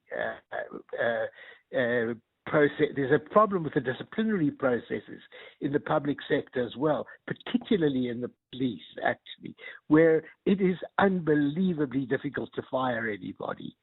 And the record is absolutely terrible on the exercise of discipline, or as we South Africans like to call it, consequence management. Thank you very much. My favorite phrase, one of them, consequence management, alongside we apologize for the inconvenience. Consequence management all too often appears to be managing things so that there are no real consequences. Better phrase that you could come up with than consequence management. Our thanks to David Lewis joining us. He's a council member on the National Anti-Corruption Advisory Council. What do you think of that idea? All those top positions, it looks like we would be dealing with close to 800 people and saying, listen, you all have to reapply for your jobs. First of all, we need to see whether there is a job there at all. Secondly, there would be stringent integrity and competence tests. And at the end of it, we'd probably end up with fewer people, but there might be people of better quality, better competence, better integrity, and perhaps more work will be done because it doesn't seem to be clear that we need all these people at that rank. That's the argument. What's your view? 072 702 1702. It's 24 minutes past 4. Drive Home with John Perlman on 702. Let's walk the talk. Let's turn to another issue then. Parliament last night was engaged in a conversation about an issue that goes back quite a long way. The Joint Standing Committee on the Financial Management of Parliament on Thursday evening was looking at the fact that the annual salary for the Secretary to Parliament, Xolile George, is substantially larger than the 3.4 million rand paid to President Cyril Ramaphosa. Now, when the job was first advertised, it was initially advertised at 2.6 million rand, was increased to 4.4 within 6 months of Mr. George's appointment, and it currently stands at 4.9 million rand. The big question we were asking ourselves, and we're hoping we can get some insight, what is it that the Secretary of Parliament actually does? Because this is a handsome reward. Is it for an onerous set of tasks? Lawson Naidoo is Executive Secretary at CASAC, the Council for the Advancement of the South African Constitution. Mr. Naidoo, welcome, and thanks very much for giving us your time. What does the Secretary of Parliament actually do? Good afternoon. Good afternoon, John. Thank you very much. Well, if we compare Parliament to a government department, then the Secretary to Parliament is the equivalent of a Director General of a government department. Parliament is a large institution. It employs about 1,300 people. And ultimately, the Secretary is accountable to the Speaker of the National Assembly and the Chairperson of the National Council of Provinces. They've got to make sure that all of the administrative services that Parliament requires, from translation services to procedural issues in the House, servicing of committees, security, everything that goes with the running of Parliament, the Secretary is accountable for. So it's an onerous job, but as I say, akin to that of a Director General. So I'm looking at, and this is just with the help of Google, Director General salaries. Department of Labour Employment and Labour is currently looking for one, and the salary is let me just round it up, 2.3 million rand a year, all inclusive. This is substantially more. I mean, this is an old issue, but now that it's with the Public Protector, it's a current issue as well. It seems to me that it's something that they're not successfully managing to explain. Indeed, there's been no clear explanation as to why the salary of the current Secretary has escalated in the way that it has. You highlighted it at the beginning, John. The job was advertised at a salary of 2.6 million, which was slightly higher than that of a Director General of another government department.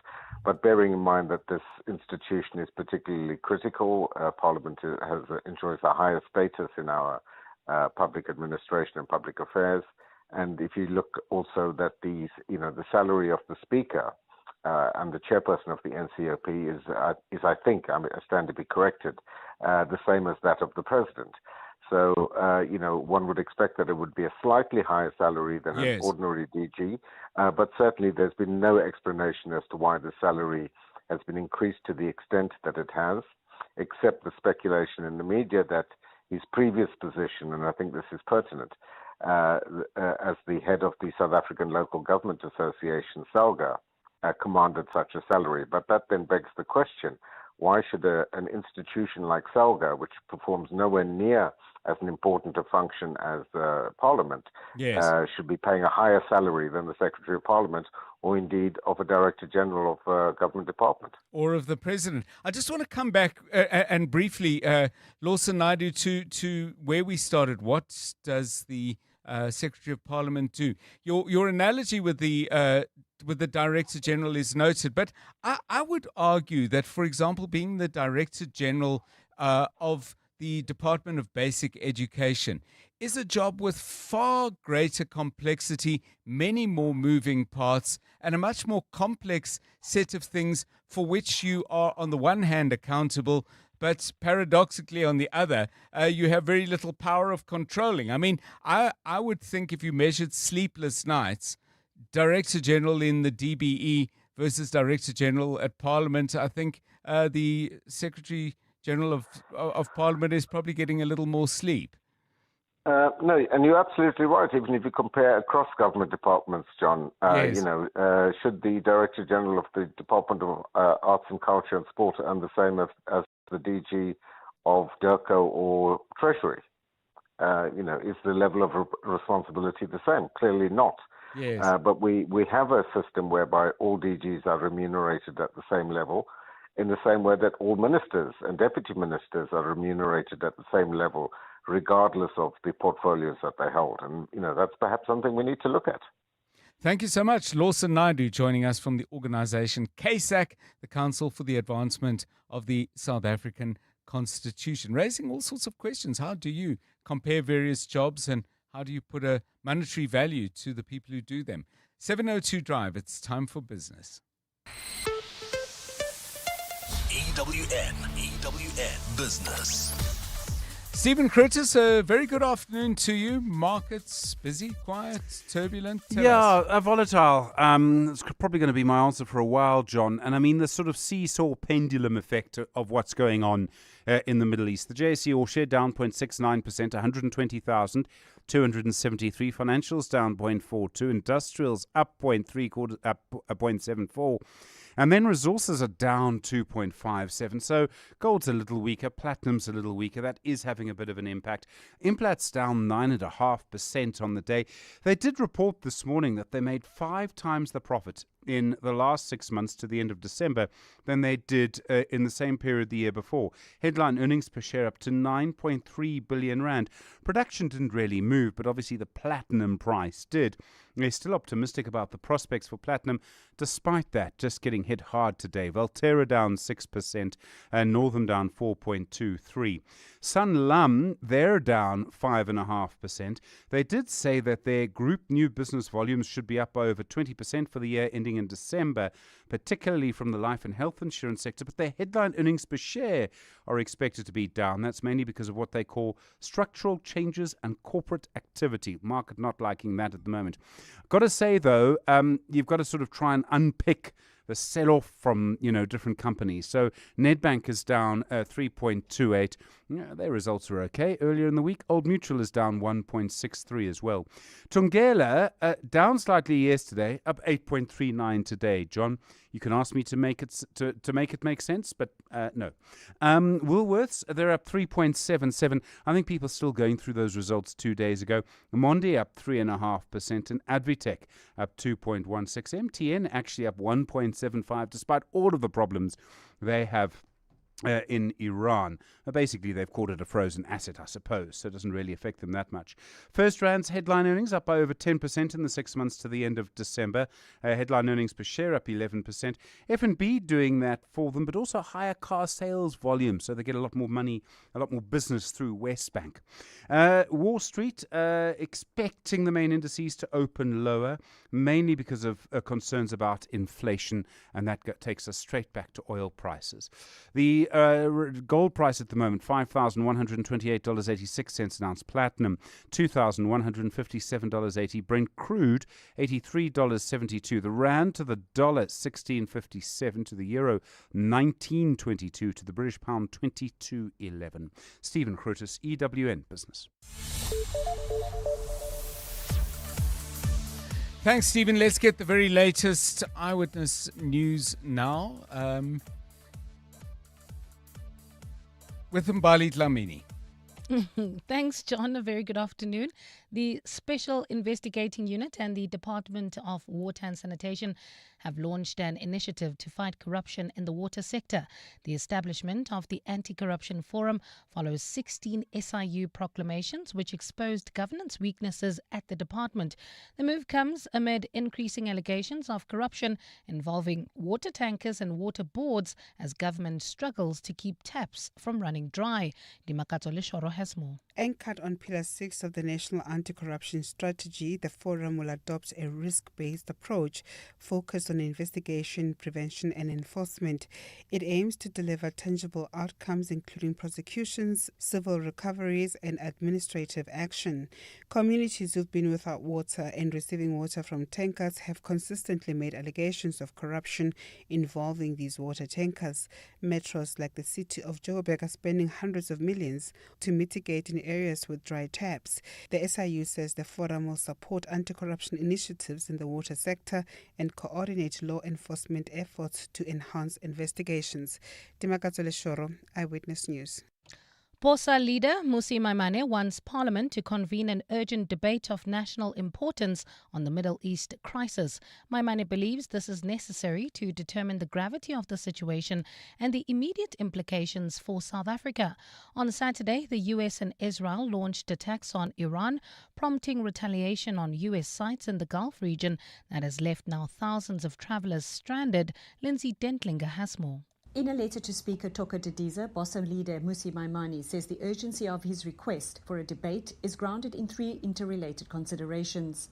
The first is the safety and repatriation of South African citizens who are stranded in a volatile environment. Maimane says it's government's responsibility and Parliament's oversight duty to ensure all measures are taken to secure the safety of citizens abroad. Secondly, Maimane says Parliament needs to debate the economic impact of the conflict and whether the country is prepared for the disruptions in global energy markets and international trade. Maimane says Parliament has a critical role in debating and guiding government action to mitigate economic risks. Lastly, he asked South Africa must be clear on its foreign policy and to articulate its position clearly regarding the violations of national sovereignty and the use of military force. Lindsay Dentlinger, Eyewitness News, Parliament. Meanwhile, Emirates has resumed flights to South Africa for today and tomorrow following disruptions linked to the Middle East conflict. MultiChoice says the decision to shut down Showmax will not cause any job losses. It comes after French media giant Canal announced it would discontinue the African streaming service after acquiring MultiChoice. Showmax confirmed the discontinuation in an email sent to subscribers, saying the move is aimed at ensuring long-term sustainability in an increasingly competitive streaming environment. Showmax was launched by MultiChoice in 2015 and is available in 44 African countries. A cloudy Friday in store for Gauteng tomorrow with thundershowers expected, lows of between 15 and 17 degrees and highs of between 17 and 18. Slow-moving traffic in Irene. This is on Nelmapius Drive approaching Main Road. Midrand still bumper-to-bumper traffic on the N1 northbound from the Pretoria interchange to New Road. And in Protea Glen, so where to expect some delays. N12 west from the R554 Abu Bakr Drive to the R558. The top story in EWN this hour, the Special Investigating Unit and the Department of Water and Sanitation have launched an initiative to fight corruption in the water sector.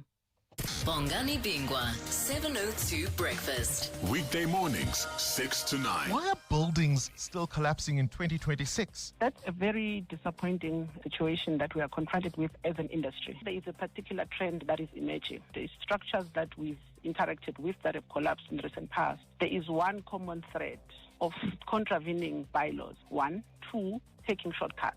3, construction methodologies. How much is all of this also influenced by the factor of brown envelopes? We can't rule that one out as well because the nature of how the entire ecosystem is regulated, there are too many players into the system. Dr. Msizi Mieza. Bongani Bingwa, 6 to 9. On 702. With Outsurance, saving on your car insurance feels like hitting every green robot on your way to work. 35-year-old Zanai saves a whopping 1,180 Rand on her 2017 Mercedes-Benz GLA. Get a quote now, and if Outsurance can't save you money, ask for 500 Rand or 1,500 Rand if you've been claim-free and with the same insurer for 3 years. Get savings or cash. SMS OUT to 45142. That's out to 45142. Outsurance, licensed insurer and FSP. TCs and information online. Gear up for glorious Grand Slam success with Hollywood Bets. Take your tennis passion to new heights and feel every stroke, rally and match point as the drama unfolds at the Australian Open, Roland Garros, Wimbledon and US Open. The biggest stages in tennis have been set as the world's best go head-to-head for ultimate bragging rights. Bet now and make every moment count. T's and C's apply. Hollywood Sportsbook is a licensed betting operator. No persons under the age of 18 years are permitted to gamble. Winners know when to stop. South African Responsible Gambling Foundation toll-free counseling line 0800 006 008 or WhatsApp HELP to 076 675 0710. Only 1 month left to get the best spectacle and sunglass deal from Specsavers. With our buy one, get one offer, you get great value for money. Get a free pair of branded single vision prescription sunglasses up to 3,300 Rand when you purchase a comprehensive eye examination and spectacle frames with lenses on your first pair. The best part? Choose from top brands like Police, Hugo, Under Armour, Tommy Hilfiger, Red Bull Spect, and more. Affordable eye care? Specsavers. T's and C's apply. Meet Tato Mahate, CMO of Gauteng, proving that South African tech can take on the world. Tato, why was Telkom Business the right call for your team? Bottom line was connectivity and ensuring that we have the right service provider. With Telkom Business Fiber, Gauteng seamlessly connects local innovations with international manufacturing. Get Stream Connect Fiber from just 399 Rand per month. Call 10213 or click telkom.co.za. T's and C's apply. Telkom Business. Possible begins here. 702. WhatsApp John on 072 702 1702. Hey, good afternoon, Dr. John and the listeners. Most people will say it's unfair to make all those people to reapply for their positions, but just look at the constables. Most of them, they're overweight. They are really incompetent. They don't know anything about the law. Some of them are just carrying firearms. If you were to disarm them, I strongly believe they won't even be able to defend themselves. So I think they should just reapply. Thanks. Hi, John. Strategy comes before structure. So we need to determine a new strategy for the police, then design the structure. And once you've designed the structure, then you need to make redundant those that don't fit in. And go on a competency-based interview program, pretty much like your guest stated there. So, that's my view. Thank you. Good afternoon, Ndade John. Yes, zoos do have a place. I see it in the faces of the kids that run up and down in their groups. And I had a visitor this week, and we went to the Joburg Zoo, and she was just thought it was brilliant to see the Bonta box. She was charmed by the chimpanzees. The dogs, the wild dogs are delightful. The elephants were enchanting. And the foxes, they're fascinating. Everything was great. The zoo is well kept and well maintained. And just seeing some tourist children tearing up and down alongside the cage, the enclosure for the tigers, and the tigers running up and down too, well, that was something. Good afternoon, Dr. John and 702 listeners. Yes, I don't have a problem with animals being kept at the zoo because it will be impossible for one to see a variety of animals in their natural habitat or natural setting. So the zoo provides an opportunity for people to see and to appreciate. The second thing is that the animals that are kept in captivity or in the zoos, they tend to live longer than their mates in the wild. Thank you. Yeah, I don't know about that, the longevity, and not to say I'm disagreeing. I literally don't know what the facts are there. Did you notice by the way what that one voice note did? I heard it very clearly. The chimpanzees were charming. The dogs were delightful. The elephants were enchanting. Thank you. Thank you for all those messages. One more thought on zoos before we give you the latest sports news. Mo says, regarding zoos, animals should not be kept in captivity and should be allowed to live freely in the wild. Lions, for example, are social animals and experience different dynamics within the pride. These skills and traits are lost when animals are kept in captivity. All you see in zoos are animals sleeping and being overfed. Again, I would assume they don't just dump food in there willy-nilly or, without any forethought. I mean, there are experts who know about various kinds of animals and presumably they manage the diets accordingly. Yeah, the animals are certainly not getting the kind of exercise and use of their bodies they would if they lived wild in Kruger. But I'm not sure if they are overfed. I'd be surprised if they were. 16 minutes to 5. EWN Sport. Sola Kelly, a very good afternoon to you. Update us, please. Thanks so much, John. Well, CAF have rescheduled the 2026 Women's Africa Cup of Nations to the 25th of July until the 16th of August. That's in light of certain unforeseen circumstances. Morocco was due to host the tournament from the 17th of March until the 3rd of April, but it's not clear if it'll still be staged in the North African country, with Sports Minister Gauteng McKenzie saying South Africa are ready to step in. Banyana will play Burkina Faso, Ivory Coast and Tanzania in the group stages, with the top 4 finishers qualifying for next year's FIFA World Cup. Switching over to the Bedway Premiership, where Adesamoah Modu has raised concerns regarding the old Peter Mokaba Stadium that follows Orlando Pirates' 2-1 win over Polokwane City. He feels like the league's brand was compromised by the choice of venue after collecting 3 points, which ensured the Buccaneers remained joint top of the standings with Mamelodi Sundowns, with only goal difference separating the two. It's not good for the football. It's not good for the fans as well, because the fans, they want to see nice football. Today the pitch didn't allow us to play good nice football. Manchester United's unbeaten run under Michael Carrick ended at 7 games following a 2-1 defeat at Newcastle United in the Premier League. Despite the loss, it wasn't all bad news for the Red Devils, as results from other games, including Aston Villa's loss to Chelsea, saw them remain in 3rd place. I'm not going to dissect the performance. You know, there was some decent bits. There was a lot of bits we need to get better at. The boys have been good. You know, we've played well and had a lot of results. So we've lost the game tonight. Of course, we all hoping, the boys, myself, the players, the staff, we all hoping for a little bit more. It didn't happen for us. Shukri Conrad has refused to blame nerves for the Proteas' disastrous start in their 9-wicket defeat to New Zealand in the semi-finals of the T20 World Cup. Off-spinner Cole McConchie set the tone for the Black Caps, taking 2 in 2 as South Africa lost the wickets of Quinton de Kock and Ryan Rickleton off successive balls in the second over. Before yesterday's game, McConchie had taken just 7 wickets in his 15 T20 internationals. When he was in the starting lineup, we expected him to bowl either the first or second over. Why? Because if you look at some of the dismissals, especially Quinny in the tournament, and we got out to off spin. It's T20 cricket. What does he do? Does he stand there and just see him off? He's got to make a play at some stage, you know. But no, we weren't completely taken by surprise in any way. When we saw his name on the team sheet, we kind of expected him to bowl one of the first or second overs. On the pitch, England won the toss and chose to field against defending champions India in the second semi-final. The co-hosts are currently at the crease on 183 for the loss of 3 in the 16th over. Batting is Dube on 34 alongside Yadav on 5. Tola Mganga, Eyewitness News Sport. EWN Traffic. Okay, let's get out onto the roads one more time on a wet day in Gauteng. Karabo Charlie, how's the rain affecting the traffic? Well, I can see here in Sandton the rain has settled down, so it's pretty dry now. It's drying up, so really nothing to worry about if you're leaving Sandton at this stage. However, some parts of Gauteng, we still have rain, so please allow for extra traveling time. Maintain a safe following distance and keep your headlights on.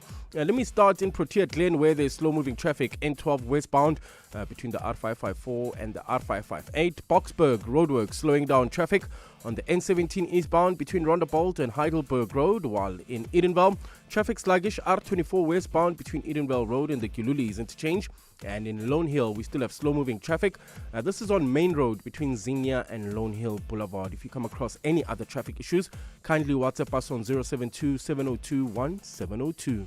There's more EWN on air, online, and on the EWN app. Stay with 702 Afternoon Drive with John Perlman. Brought to you by Telkom Business. Possible begins here. You're with John Perlman on 702. 702 Drive, 12 minutes to 5. Still to come on the show. To my mind, at least, and of course, I have a guest who may well correct me on this, but I think the first person has now been sentenced to time in jail for crimes related to what we've been broadly talking about as state capture. Member of Parliament Vincent Smith convicted and sentenced to 7 years for fraud and corruption related to his relationship to the company Busasa. Angelo Agrizzi, the late Gavin Watson, I'm sure you remember the testimony that came out at the Zondo Commission. We're going to talk about that after 5. Is this signs of a breakthrough? Is this simply a small fish being sent to jail when there are sharks, whales, and much larger beasts of the sea out there swimming without any sense of fear whatsoever. We'll talk about that with Ferrell Hafferty, who's written a very important book on the Zondo Commission, what it found and what needs to happen next. 702 Drive, that's coming up at about 5:10. John is on X. At John Perlman. So, Tola Kelly, we've just been talking about zoos. I mean, I don't know if you went to them as a kid, whether you ever go to them now, whether you've got friends with kids or young nephews or nieces who go there. I'm recognizing the imperfections pretty broadly in favor of them. Amanda is absolutely against it and says wild animals should not be kept in small cages. Experts may, quote, manage their diets, which was my expression, but it is still cruel. She says, would you like to spend your days pacing around a jail cell? Short answer to that, no. I do think the zoo question doesn't quite easily reduce to that particular question, but it's a fair point Amanda's making. What's your view? I think one part of me understands why people would say don't keep them in close quarters because they are wild animals at the end of the day. But I also think how else as people are we supposed to view, experience those animals at the same time? It is a learning experience for kids as well, even for adults, because it's all good and well watching movies, watching series and reading magazines. But you also want people, we always speak about touching grass. That's a chance for children to touch grass, to see the animals, to see how they live and kind of get that full-on experience. I'm 50-50 about both. I understand why people are for it, but I also understand the ones that are against it. For me, I just don't enjoy the experience of just watching an animal. I'm sorry. So, if they said, guys, no more zoos, I'd be like, sharp, we'll find something else to do. So if I invite you two guys to come with me in the bush and then we sit there, I can sit there for 3 hours and occasionally you see a lion's ears twitching, but I wait there in the great hope and certain knowledge, I must add, although it's an inexact science, that the lion will eventually stand up. You guys aren't in, hey? No, game drives and stuff like that in the wild. I enjoy that. Okay. I like the suspense and are we going to see it or are we not going to see it? So that is different. Okay. Yeah. All right. So we'll see. Maybe we'll make a plan. See who can watch nothing happening for longest. Who can sit in a warm bath for the longest as it slowly cools. Anonymous is just alerting us to something else that he or she feels we ought to be talking about and we're not. He or she says, no one is talking about the Joburg Metro Police. There's also big corruption there, tenders, job promotion for a fee and recruitment for a price. And I think that's in the context of all the focus at the Madlanga Commission on the Ekurhuleni Metro Police Department. This listener suggesting that we should be looking at Joburg as well. It's 5:08. John Perlman On 702. 3 to 6 p.m. Well, it's that time of the week where we do what we call your house, your home. And buying a house, selling a house, but let's focus on buying one. I know that over the weekend there are show houses on Sundays and a lot of people maybe going, not for the first time, but maybe the third or fourth time to look at a house again. And there are always those kind of last minute nerves saying, okay, but could there be problems with the house? It's not that new. There are a couple of things we're worried about. One of the things that is meant to allay your fears is something called the Mandatory Disclosure Form, an MDF. However, this is, in some people's view, not perhaps as much of an assurance and a guarantee as you would like to think. Tian Dutoy is a property inspector at Property Perusal, and he joins us now to just share some thoughts on this particular form. Mr. Dutoy, welcome and thanks very much for giving us your time. First of all, what is this form meant to cover? Once we've got that sort of set down as facts, we can then move on to where you think its deficiencies lie. Welcome. Good day, John, and thank you for having me. It's always a pleasure. So this form came into being around about 4 years ago with the Property Practitioners Act, where they decided that a disclosure form should accompany every deed of sale. And the purpose of this is for a seller to fill in the form and disclose any defects that they know of in the property that they want to sell. And the whole idea is to have a transparent sale going through and safeguard every party in the sale process. Yeah, okay. So here's the form. Now, where are the potential problems? And, is this something that says this doesn't have any value at all? Or are you saying we need to look at it for what it is and then work around it? Such a great question. In my opinion, the form is in infant stage. Yes. The thing is that sellers do not carry the knowledge of what will be or constitutes as a defect. Look, it's easy to identify a crack in your home, but unfortunately, a lot of sellers are comfortable and probably ignorant with regards to the defects in the home due to the reason they've been staying there for quite a long time. On the other hand, agents, on the contrary, also have a duty to disclose any defects that they have knowledge about. So if they are an area specialist, and we know this, that rising damp is a particular painful subject in my heart specifically, that agents actually do know of rising damp in the area, and I feel that they should also disclose these issues. Now, this is the problem. Most of the forms are filled in as checkboxes with there are no certain defects, and then the buyer buys the property based on this, only to realize that there's a whole list of material defects. I'm not talking superficial cosmetic defects, but material defects in the property. I understand there's the box that says not aware. That would seem to me to be a gap in the process that's fairly wide.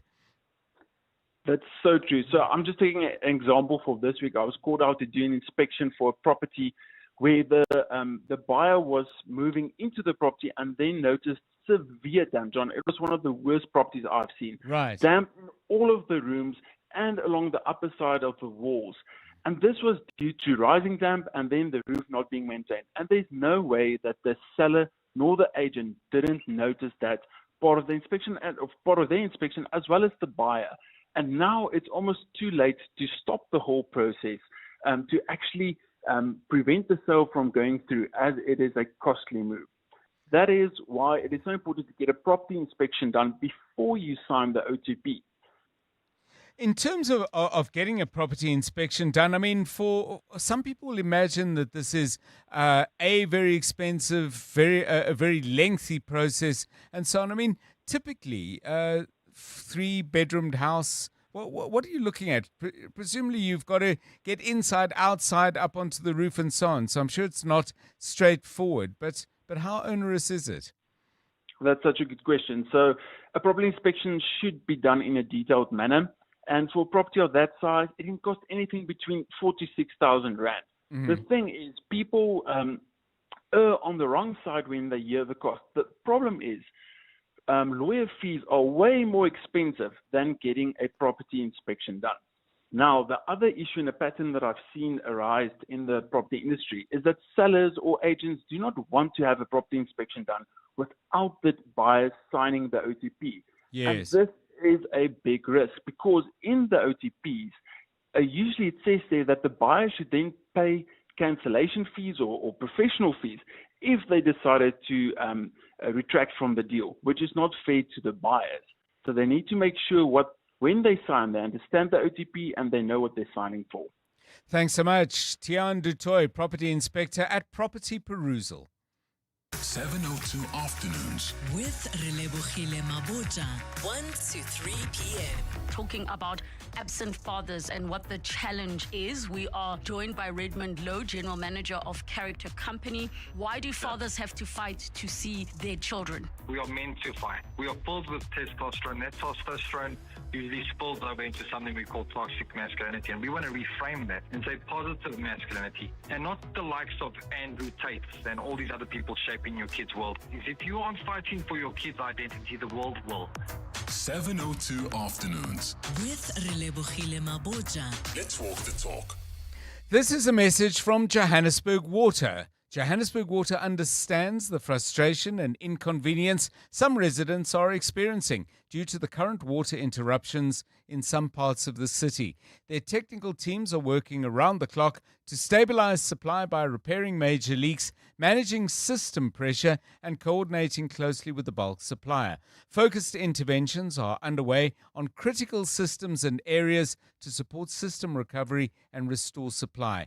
Alternative water supply continues being provided in affected areas. Johannesburg Water, a water utility that cares. For Olwethu Nxumalo of Ozide Rentals and Custom Dressmaking, every stitch is a story. What's your Telkom business chapter? What made Telkom business stand out from all the rest was how fast everything was. And with voice calling and fiber from Telkom Business, she stitches together inquiries and sources fabric online without dropping a thread. Get unlimited VoIP 1 from 99 Rand per month and Stream Connect Fiber from 399 Rand per month. Call 10213 or click telkom.co.za. T's and C's apply. Telkom Business. Possible begins here. The pain of losing a loved one is never easy. It will leave you feeling overwhelmed. At Clientele, we understand that burying loved ones with dignity truly matters. Our funeral plans pay out cash within just 24 hours, and you receive 200 Rand airtime when you claim to make those important calls. Plus, we cover up to 13 people on one plan. SMS funeral to 31586. That's 31586. Clientele Life is an authorized FSP and licensed life insurer. T's and C's online. Standard rates apply.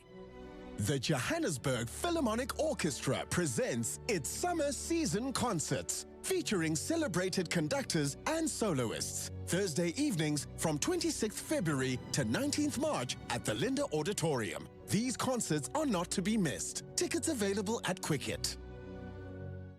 Let's hear from Al, owner of Johnson's Cable, why it pays to switch to OUTsurance Business Insurance. I thought it was going to be difficult to switch to OUTsurance Business Insurance. Switching was so quick and easy. I'm happy with the premium that I'm paying now. For electrical, tradesman services and all other businesses, get a quote today and see why it pays to switch to OUTsurance Business Insurance. Visit outsurance.co.za or call 08600 60,000 today. Licensed insurer and FSP.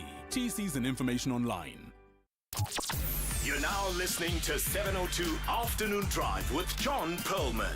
Brought to you by Telkom Business. Possible begins here. This is EWN. Mashatile says Mchunu is not being shielded from accountability, and another vehicle recall hits VW drivers.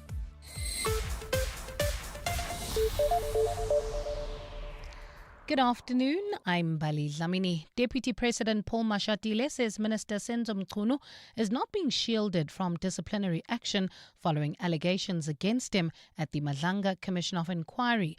That inquiry was established to probe allegations of corruption in the criminal justice system.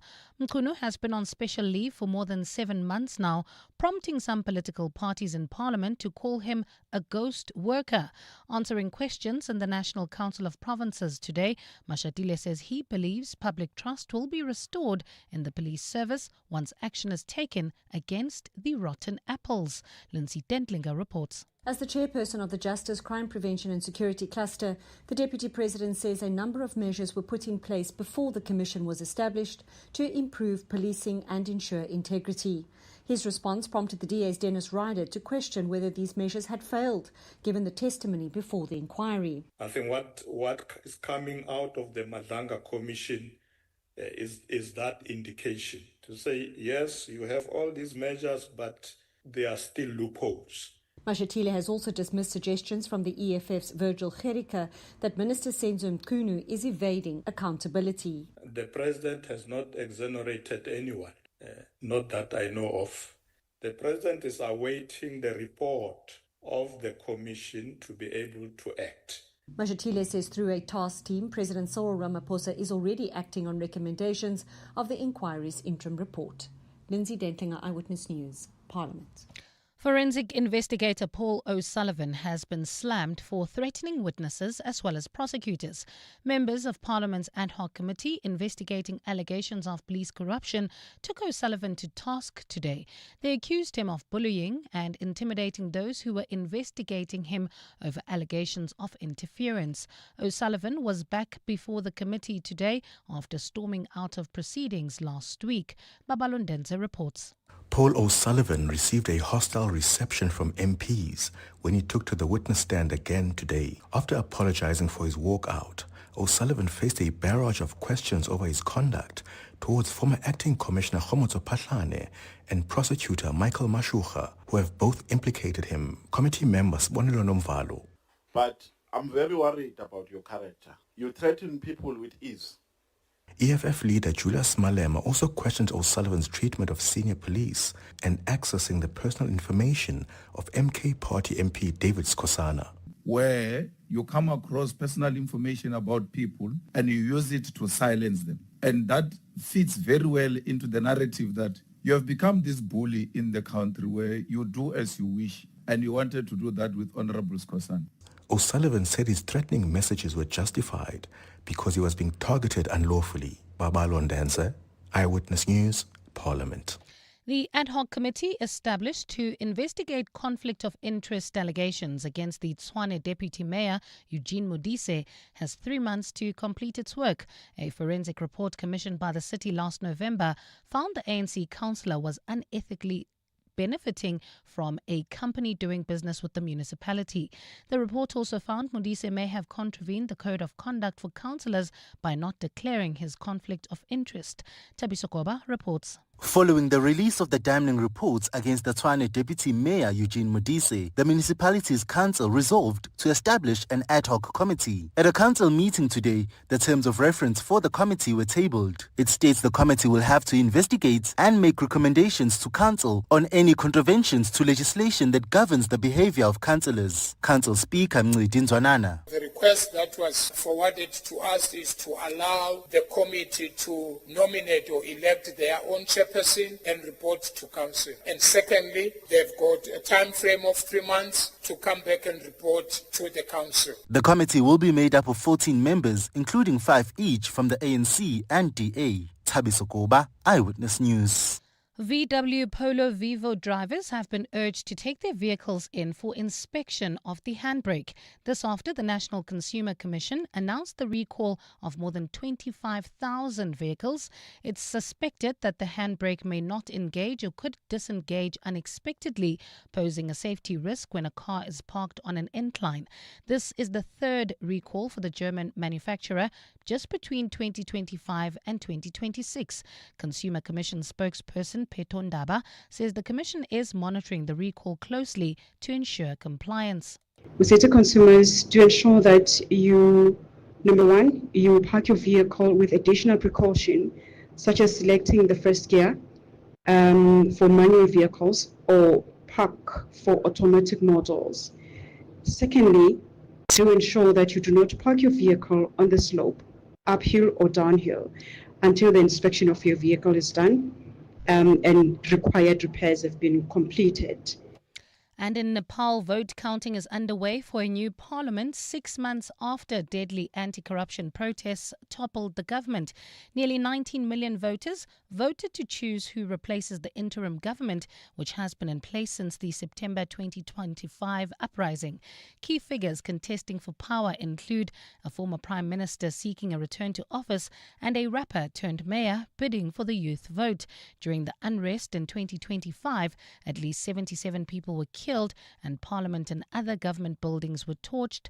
Thousands of soldiers and police have been deployed across that nation today. Gold is trading at $5,170.98 an ounce.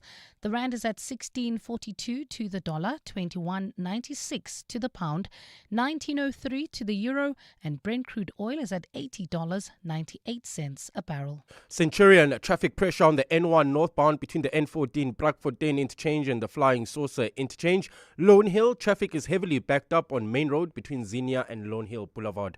In your sport, Shukri Conrad reflects on the Proteas' crushing T20 World Cup semi-final defeat. Miguel Cardoso calls for VAR implementation following dubious officiating in their win over Golden Arrows. And Aston Martin to limit laps in Australia with drivers at risk of nerve damage. A cloudy Friday in store for Gauteng tomorrow with thundershowers expected. Joburg drops to overnight lows of 15 degrees, peaking at a high of 18. Pretoria 17 and 20 and Vereeniging 17 at a high of 19 degrees. The top story in EWN this hour. Deputy President Paul Mashatile says Minister Senzu Mchunu is not being shielded from disciplinary action following allegations against him at the Madlanga Commission of Inquiry. EWN, in touch, in tune, and independent. For the latest, visit ewn.co.za or download the EWN app. 702. Drive home with John Perlman John Perlman, 3 to 6 p.m. on 92.7 and 106 FM. Let's walk the talk. 9 minutes past 5 on 702 Drive. You know, earlier in the previous hour, we were talking about consequence management, and I described it as one of many phrases related to government and words that I dislike. We apologize for the inconvenience is one of them. Challenges as a catch-all word for explaining all failures, and consequence management, which certainly to my view at least, appears to generally mean managing things so that there are no significant consequences. And I was reminded of it during Mbali Dlamini's bulletin. Help me understand this. Don't worry, no pressure. I don't expect you to understand it either. So you establish or you commission a forensic report which found that the Tshwane Deputy Mayor, Eugene Modise, was unethically benefiting from a company doing business with the municipality. Now, either you accept the report or you don't accept the report, but surely on the basis of that, City has well-paid leadership in executive positions. You take legal advice from lawyers and counsel who presumably are both skilled and well compensated, and then you make a decision. And if you're going to say to the citizens of Tshwane, well, we're not going to do anything about this, we apologize for the inconvenience, you're welcome to add that phrase, then wrap it up. But no, now we have an ad hoc committee that must investigate the allegations that have already been investigated in the forensic report. And that committee will be made up of politicians, members of the city council, who are presumably reflecting the balance of political power, which is probably what will determine what comes out of this in any case. And they've got 3 months to complete their work, at the end of which they may say, well, this is inconclusive, we need another report. This is ridiculous, and you don't need an ad hoc committee of the 702 Drive team, or I would think a committee of 702 listeners, to just say this is ridiculous. You've done the report, you have well paid, we are told highly skilled and immensely capable people running the city. Look at the report, decide what to do, and wrap it up. Spare us the ad hoc committee. I'm sure other people have massive amounts of work to do in a city that often doesn't have enough water and where electricity is erratic. Here we go. Just my view. I'd love to get yours. Give us a call on that. A lot of you expressing your views on zoos and whether they are cruel and inhumane or actually a good way of introducing young people to the wonders of the natural world. I'll share some of those with you a little bit later in the show. Coming up in a moment, we're going to be talking about the first person, at least as I see it, I may be wrong, to whose deeds were laid bare in the Zondo Commission of Inquiry into State Capture. The very first person has been convicted and sentenced to time in jail. I know that Angelo Agriti, I'm just realizing now, there would have been a conviction there as well. Both of them, by the way, Vincent Smith, the MP in question, and Angelo Agriti, connected to the company Busasa. We'll talk about that, though, in a moment with Ferrell Haffajee, who, amongst many other things she's done in scrutinizing what goes on in the country, and in particular its politics, has written a very important book on the Zondo Commission, so well placed to talk to us about the significance of this. It's 12 minutes past 5. Quite a few of you have views on David Lewis, formerly the founder of Corruption Watch. His view that the best way to deal with the rot in the SAPS is to make sure to decide that all people holding rank above brigadier should resign and then reapply, and both their capability and their integrity will be closely scrutinized. That, by the way, could involve as many as 800 people. That's how top-heavy the SAPS is at the moment. 13 minutes past 5. You're with John Perlman on 702. Hi, Dr. John. The topic about re-advertising high positions for the SAPS, I think that's a brilliant idea. And I think that must be televised so that we can all see how they're responding to the questions, and there will be no nepotism or favoritism in there. Thank you. Have a good day. What an interesting idea. The job interviews are televised. I mean, in the United States, they have, I think it's in the Senate, it might be in Congress as well, or maybe it's a joint sitting of those two houses. They have hearings on important positions, and people get asked some pretty tough questions there, which does link to Rian's question. He says, if we make all the generals in the SAPS reapply for their jobs, who will screen them? The same people who appointed them in SAPS HR. I think David Lewis, in fairness, was really clear about that. And he said the appointment process is absolutely hollow and ineffectual in his view. And he was saying, no, simply can't be done through the same process. They would need to get in HR experts who bring with them an understanding based on experience. I guess we're talking about retired generals and other senior people involved in policing to come in, deploy their expertise, and then there would be other things, forensic examination of assets and that sort of thing. That's how I understand it. 5:15. EWN Traffic. EWN Traffic with South African Airways. See just how far you can go with them and their partner networks. Book at flysaa.com now. Let's get the very latest from out on the roads on a wet day in Gauteng. Karabo Charlie, you were saying a little bit earlier, at least in parts of the province, it's drying up.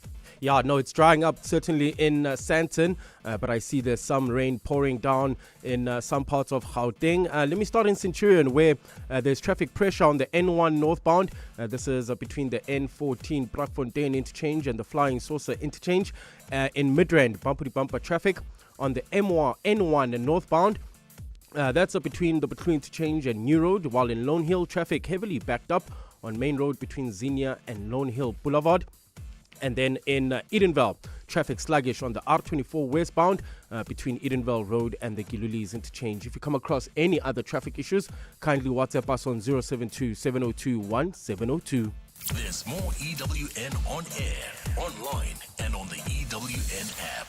In 2021, South African Airways' new journey started. And the journey has brought us here. Over 15 aircraft added to our fleet. Thousands of new flights scheduled every year, and 19 routes on our map to connect you to more of the world. We're proud of how far we've come, but we're not finished yet. We're still raising our standards in the air and on the ground.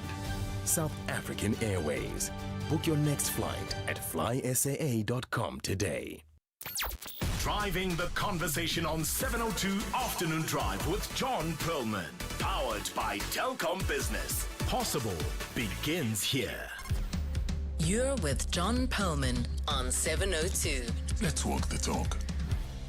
So important news today is former ANC Member of Parliament Vincent Smith has been sentenced to an effective 7 years imprisonment on charges including corruption. There was a plea and sentence deal, as I understand it, and Mr. Smith admitted getting kickbacks from the company Busasa, a facilities management company that had massive government contracts, many of them focused on providing services to South Africa's prisons. Now, that part of the Zondo Commission, I nearly said Madlanga Commission, that focused on Busasa, involved allegations made against many more people than just Vincent Smith. The CEO of that, OO of that company, Angelo Agrizzi, had his own trial. There were others of his colleagues who were charged with them. So perhaps my assertion that this is the first actual sentencing of anyone whose doings were exposed in the State Capture Commission inquiries may not be correct, because I know Angelo Agrizzi, there was a court finding against him that mitigated by the state of his health, which the court seemed to accept. But let's get some more information and insight into this. Ferial Haffajee is co-author of a book called Days of Zondo, The Fight for Freedom from Corruption. And she joins us now on 702 Drive. Ferial, it's so hard to know. First of all, is this the first politician to actually get convicted and a custodial sentence out of the processes and era that we know as state capture? Hi, John. Yes, definitely. Vincent Smith is the first political leader to face to be sentenced in this way, and you'll see that the government's put out a statement about it as well. What are they saying? Are they saying "told you so"? We promised you. We promised you convictions. We have one to show you. I mean, is that the tenor? Pretty much. It says that we take the commissions of inquiry and their outcomes very seriously, and welcome this first. They don't call it the first case, but welcome the sentencing today. So we'll go wider on Zondo in general, but let's focus ourselves in on Bosasa. I mean, I made the point that this a number of people were named in and their deeds detailed. That doesn't mean that this is proof beyond reasonable doubt, but there was substantial evidence led about many more people than Vincent Smith. Who else was named, and any thoughts on why nothing has happened? So I first do want to dwell on Vincent Smith a little bit. Yes, I don't please. think that is small fry at all. Mm-hmm. He's a senior ANC figure, and I think that it's worth reflecting on the charges that he faced, which are quite significant.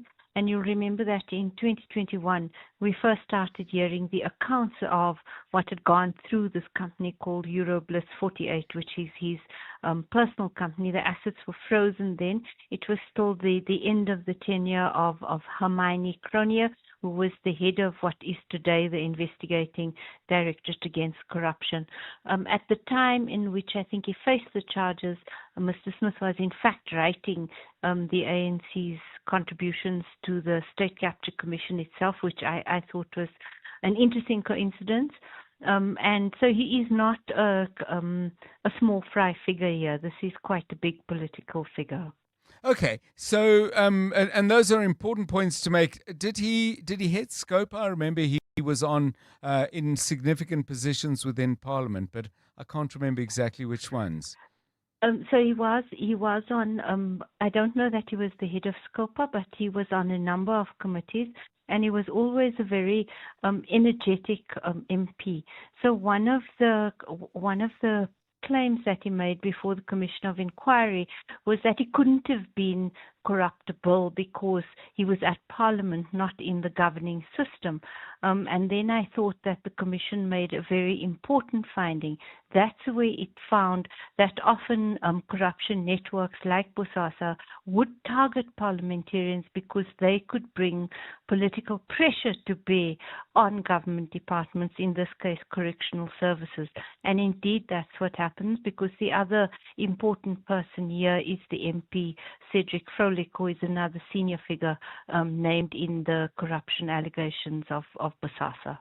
What did the Commission hear about Nomvula Mokonyane? Because this question has been directly asked by one of our listeners, saying if Bosasa is if the consequences of corrupt relationships with Bosasa have made their way through the courts, and given what was testified about her by people like Angelo Agrizzi in at the Zondo Commission, her political star certainly hasn't dimmed and arguably has got brighter. Senior position within the ANC and even mooted possible candidacy for a leadership position the next time the ANC goes to make those decisions.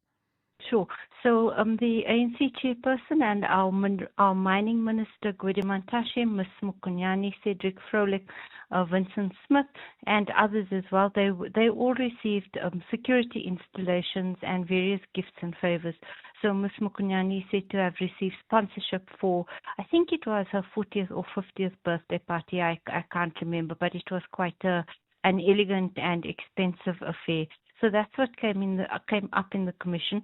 All of them, to a person, made the following claim. They said that because ANC members had been unable to make savings in the years of the struggle, they were often supported by what they called a patriotic bourgeoisie, which is how they classified the Bosasa company.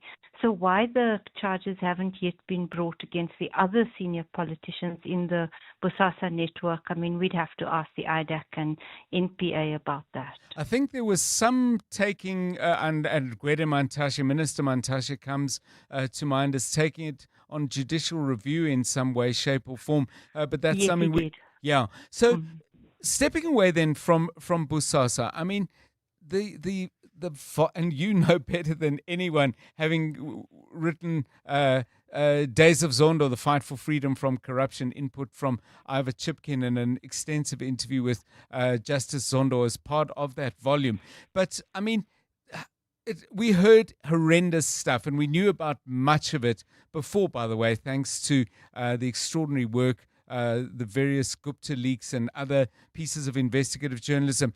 But I think it would be fair to say your point about Vincent Smith not being a small fish, notwithstanding, that I think it's fair to say some people did much worse things. And yet no conviction, some cases just limping along, some of them being pushed back by judges who say you've come to court and you're not ready. What's gone wrong? Is it reasonable for people to say this is way too little and it's taken too long? Of course, it's reasonable for people to say so. I think if you look at the detail of Hermione Cronje's the 2021 documents in the first court case of Vincent Smith, you'll see that a lot more came out in there that went through the company Euroblitz, and now we know it's a quantum of 48 million rand that in fact came out at the Commission of Inquiry. Right. So it's true what they say, that it's much more difficult when you have bringing the case to court is more difficult than a Commission of Inquiry. Whether it should take that long, obviously the legal community says it shouldn't. What was interesting for me today is that the press release came out quoting the new head of the NPA, who's Andy Mothibe. And I think with him, you're going to see a lot more energy brought to bear on these cases. It's been a good run for Andrea Johnson at the IDAC. You'll see that important developments have come up in the New Lane case, and also in the extradition case facing Mr. Ismagashula's former PA. Yeah, I mean, my worry with Advocate Andy Mothibe, by the way, is just as he hits his stride, he's going to get the employment equivalent of a hamstring pull, because he's going to hit the mandatory retirement age.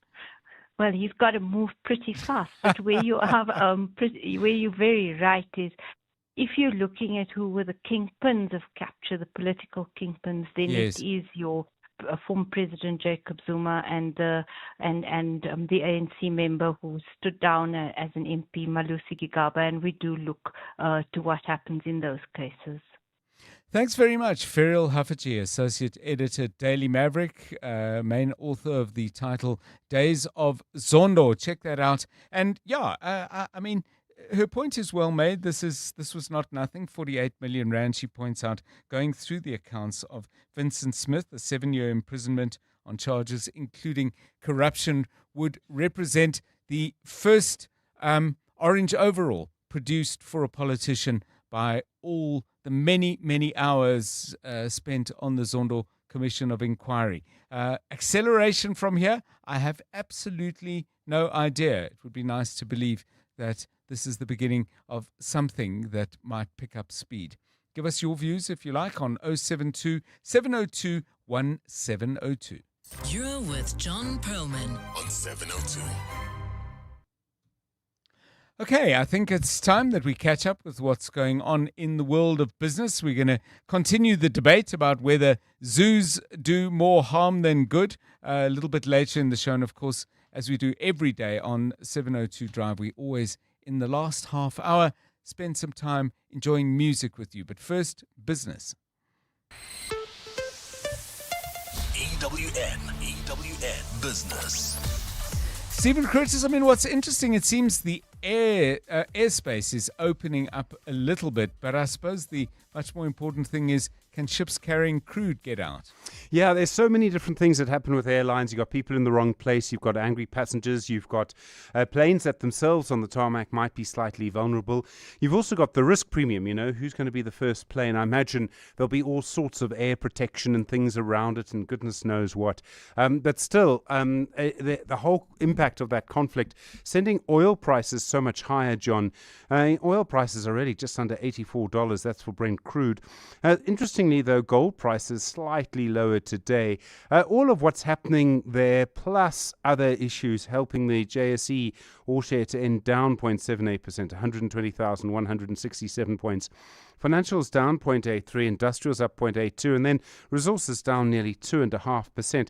And just to give you an understanding of the scale of this, so Implats, they had an update today. They made 5 times the profit in the 6 months to the end of December than they did the year before that. Production wasn't higher, but their earnings were because platinum prices are so much higher, and they're still down 7.5% on the day.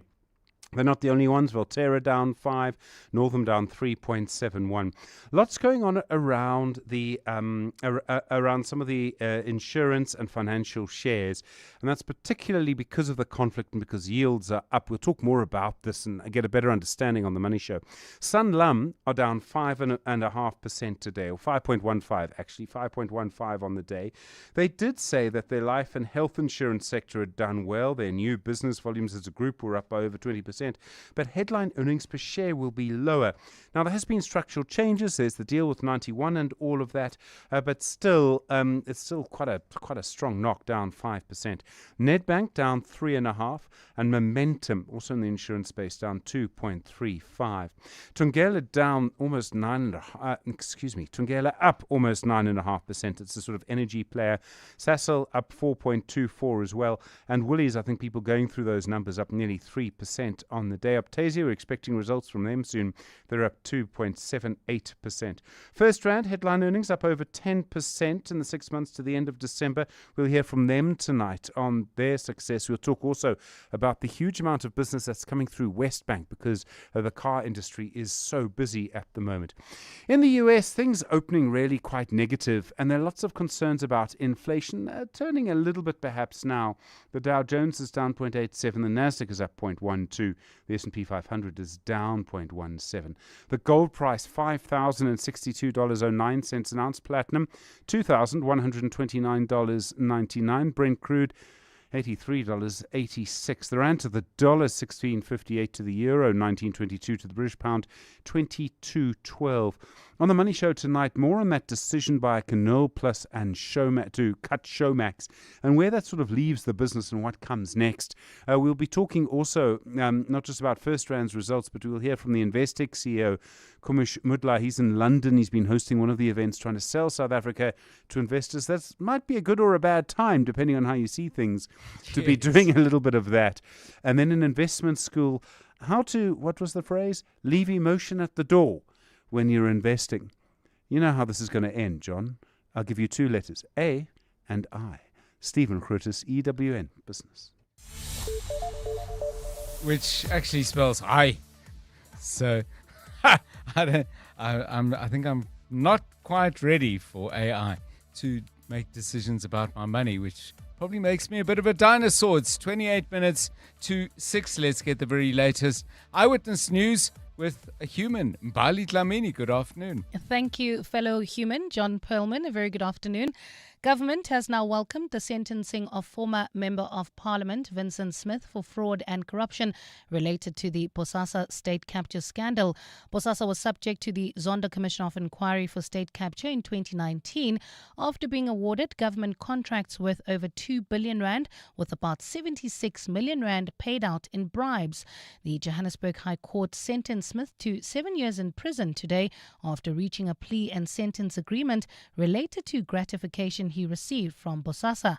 Government spokesperson William Baloyi says Smith's sentencing reflects government's commitment to intensify the fight against corruption. Government reiterates that no one is above the law and that the country's democratic institutions remain resolute in the fight against corruption. The Western Cape government says municipalities are beginning to shift from crisis management to long-term growth. MEC for Finance, Deirdre Bartman, tabled the Municipal Economic Review and Outlook today. The report shows 93,000 new jobs were created between the third and fourth quarter of 2025, driven largely by infrastructure investment and service sector expansion. Carlo Peterson has more. Western Cape MEC for Finance, Deirdre Bartman, says provincial government and municipalities together have pumped more than 25 billion rand into the province's infrastructure pipeline this financial year. Private sector investment has also surged, reaching over 96 billion rand by 2024, with major activity in finance, agriculture, energy and property. Bartman says municipalities are increasingly turning to alternative and blended finance models to close funding gaps, with municipal borrowing for large infrastructure projects rising to 6.4 billion rand, nearly 97% higher than the previous year. We saw stronger infrastructure investment, rising municipal borrowing for infrastructure, and growing private sector confidence. Bartman says these trends show municipalities are building on the basics to support growth and resilience in the Western Cape. Carlo Peterson, Eyewitness News. And Joburg officials are on high alert with more scattered showers expected this afternoon. The South African Weather Service has warned that there is a chance of rain with severe thunderstorms too. The Weather Service also warned of a chance of localized flooding as well as damaging winds. Joburg Emergency Service spokesperson Robert Mulawudzi says no incidents have been reported so far, but residents are being urged to avoid low-lying areas. From our side, as the City of Johannesburg Emergency Management Services, we remain on high alert together with our specialized team, which responds to water-related emergencies, our Swift Water Rescue Unit, monitoring all 7 regions of the city for any emergencies which might occur. A cloudy Friday in store for Gauteng tomorrow, with thunder showers expected, lows of between 15 and 17 degrees and highs of between 18 and 20. Centurion traffic remains heavily backed up on the N1 northbound between the N14 Brakfontein interchange and the Flying Saucer interchange. And in Edenvale, heading towards Bedfordview, there's slow-moving traffic. R24 westbound between Edenvale Road and the Gilulis interchange. The top story in EWN, government has welcomed the sentencing of former Member of Parliament Vincent Smith for fraud and corruption related to the Bosasa State Capture scandal.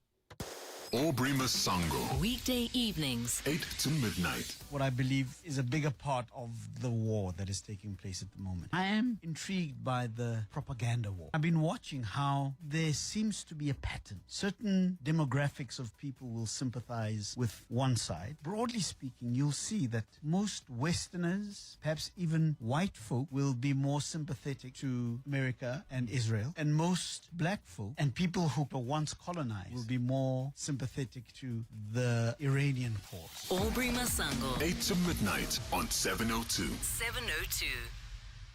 Gauteng provincial government is working to expand public services such as health and education, create jobs, and fight crime. MEC of Finance and Economic Development, Lebogang Maile, will outline how these and other programs will be funded when he presents the 2026-27 budget to the legislature on Tuesday, 10th March at 10 a.m. Catch the budget live on all media platforms using hashtag GautengBudget2026. This message is brought to you by Gauteng Provincial Government, growing Gauteng together. You can become a victim of a legal problem: wrongful arrest, assault, uncontested divorce, rental dispute, maintenance matters, or labor problems. It can happen to you. Clientele Legal provides tough professional lawyers for an affordable monthly premium. Our legal team is standing by to assist you 24 hours a day. Join today. SMS Legal to 48721. That's legal to 48721. Clientele General is an authorized FSP and licensed non-life insurer. T's and C's online. Standard rates apply. Buy any Hills pet food and you could win one of 10 holidays worth 200,000 Rand each. Or take the bucks. Scientifically proven formulas for your pet. An adventure for you. Hills Pet Nutrition. Science does more. T's and C's apply. 702. WhatsApp John on 072 702 1702. Hi, John. Poor Smith. I would love to see Gwedemantashe in those orange overalls. Tulane Dlamini Makata Makolo on his wing. Afternoon, John. Afternoon to the team and the 702 listeners. Yes, I know when it comes to zoos, I think zoos, they are fine. You know, some of these kids, the kids must just close by, go and see the wilds, and especially like the animals, they do die, sometimes by these national parks. At least when they are close by, they can be easily be monitored. Yeah, it's Tapson Jr. from Windsor East. Yeah, it's complicated and there's so many layers to it. Now, Kim asks, in a way, I think it's a direct question for in response to some of the things I've said. And let me read what Kim says, and I'm glad she's asking this. John, I'm surprised that anyone who loves wildlife wouldn't feel heartbroken to see cheetahs or tigers pacing up and down in tiny cages. It's horrific. It's so unnatural and cruel. Surely cruelty must be the most important consideration. So just a couple of quick points in response. I mean, at the Joburg Zoo, certainly, the enclosures they are in, the cats, for example, are limited, but they're not tiny cages. And I haven't been to the Pretoria Zoo, so I can't vouch for that. But I think much has changed, and the spaces offered to these animals are larger, but they are constrained. There's absolutely no doubt about that. In an ideal world, I think young people would have access to the wild and the wonders of seeing these quite extraordinary creatures. And I do, as I've said many, many times, I hope I'm not to the point of being tedious, that it's something I absolutely love to do, is go out to the wild. But I do strongly feel that my ability to access that is a privileged one, and it's about having family relationships where other people enjoy that, so there's no fight about whether we go to the bush or not. I have the resources, be it access to vehicles, but also to money to go and do that. And I do feel that a lot of people simply are not going to get that chance. I'm hoping, and Lawrence puts it better than I do, so let me use his words here. He says, these assets need to be maintained, referring to zoos, for the community and for the future. When they are broken, we can't throw our hands up and say, oh, woe is me. Regarding the argument that animals shouldn't be in zoos, I accept people's concern, but zoos do give an introduction to city children, their introduction to wildlife. If you're going to have a zoo, let's give the animals the best possible life we can. If the facilities have been poorly maintained, you can bet the condition and care of the animals is poor. Now, I like to believe that a small number, and I accept that it will be a small number, of children will see this, and as some seed gets planted, that later in their life they see this as something, animals as being something of beauty and of value, and whether they go to the bush or not as part of their venturing out down the various pathways of life. Maybe when as taxpayers people say, well, we shouldn't give so much money to sandparks, they may say, well, the animals are fabulous and we need to look after them. I don't imagine those are straight lines, but I do believe they are dots that may well be joined. 702 Drive, it's 19 minutes to 6. EWN Sport. Tola Kele Mganga, very good afternoon to you. Afternoon, John, and it's back to the drawing board for the Proteas, whose wait for a maiden World Cup continues. They lost by 9 wickets to New Zealand in the T20 World Cup semi-finals, having come into the game as favourites after winning 7 successive games. Shukri Conrad admits that the team never gave themselves a chance to be in contention to win the trophy, as Finn Allen led the Black Caps charge as they won the match with 7.1 overs to spare. I don't know if tonight was a choke. I thought it was a bloody walloping. I think in order for you to choke, you must have had a sniff in the game. We didn't have a sniff. In South Africa, we say we'd get moved, and tonight we got a proper snot club. Also a South African word meaning a real hiding. I think there'll be enough people that are going to be jumping on the bandwagon, but we did so many special things. I'm so proud of these guys. On the pitch, India posted 253 for 7 in the second semi-final against England as Sanju Samson top scored with 89, while Adil Rashid and Will Jacks took 2 wickets each. In response, the English are at the crease on 19 for the loss of 1 in the third over. They need 235 runs in 104 balls for victory. Batting is Butler on 12 alongside Brook on 1.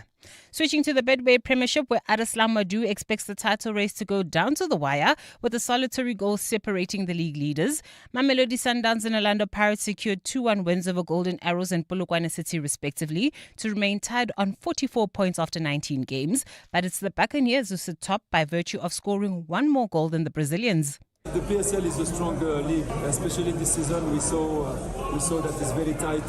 It's a marathon, it's a race. And in a marathon, you don't have to come down in terms of rhythm, in terms of winning. We need every game to give our best to take point to win games, and at the end we'll see. But again, I have to thank my boys for the character today.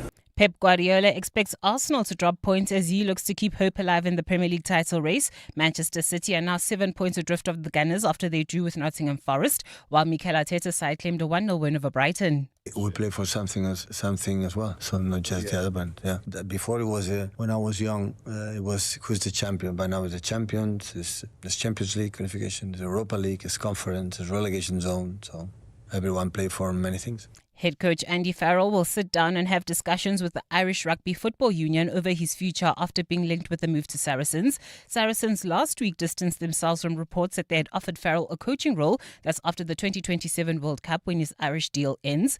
In the meantime, Farrell is preparing Ireland for tomorrow's Six Nations clash against struggling Wales. You know, we've heard from the Welsh camp the confidence that they've got for that, and they're coming to Dublin on Friday night with a spring in the step, and we've heard that they're very familiar with how our lads play because of the familiarity with the URC and all of that. And I suppose, you know, what influences that is probably the result last year against us as well. So it's up to us to make sure that we show them that we've moved on as well. Tholakele Mganga, Eyewitness News Sport. EWN Traffic. At 5:45, let's find out what's happening out on the roads. Karabo Charlie guiding you home. Well, at this stage in Alex, expect about a 30-minute delay heading towards Bedfordview. That's the N3 southbound from Marlborough Drive to Van Buren. In Midrand, also bumper-to-bumper traffic. That's traveling towards Pretoria on the N1 northbound.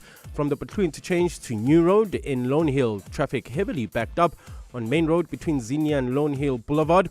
And in Edenvale, traffic sluggish R24 westbound between Edenvale Road and the Kilulis interchange.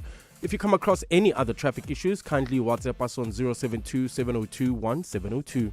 There's more EWN on air, online, and on the EWN app. You know that feeling when your virtual meeting ends 20 minutes late earlier? That's how good it feels to see the Outsurance pointsmen on your route. Less stress in traffic, knowing they are on the roads. The Outsurance pointsmen have been easing the traffic congestion so everyone gets where they need to be quickly and safely for the past 20 years. With Outsurance, you really always get something out. In proud partnership with 702. Show them some love online using #PointsmenLove. Licensed insurer and FSP. Stay with 702 Afternoon Drive with John Perlman. Brought to you by Telkom Business. Possible begins here. You're with John Perlman on 702.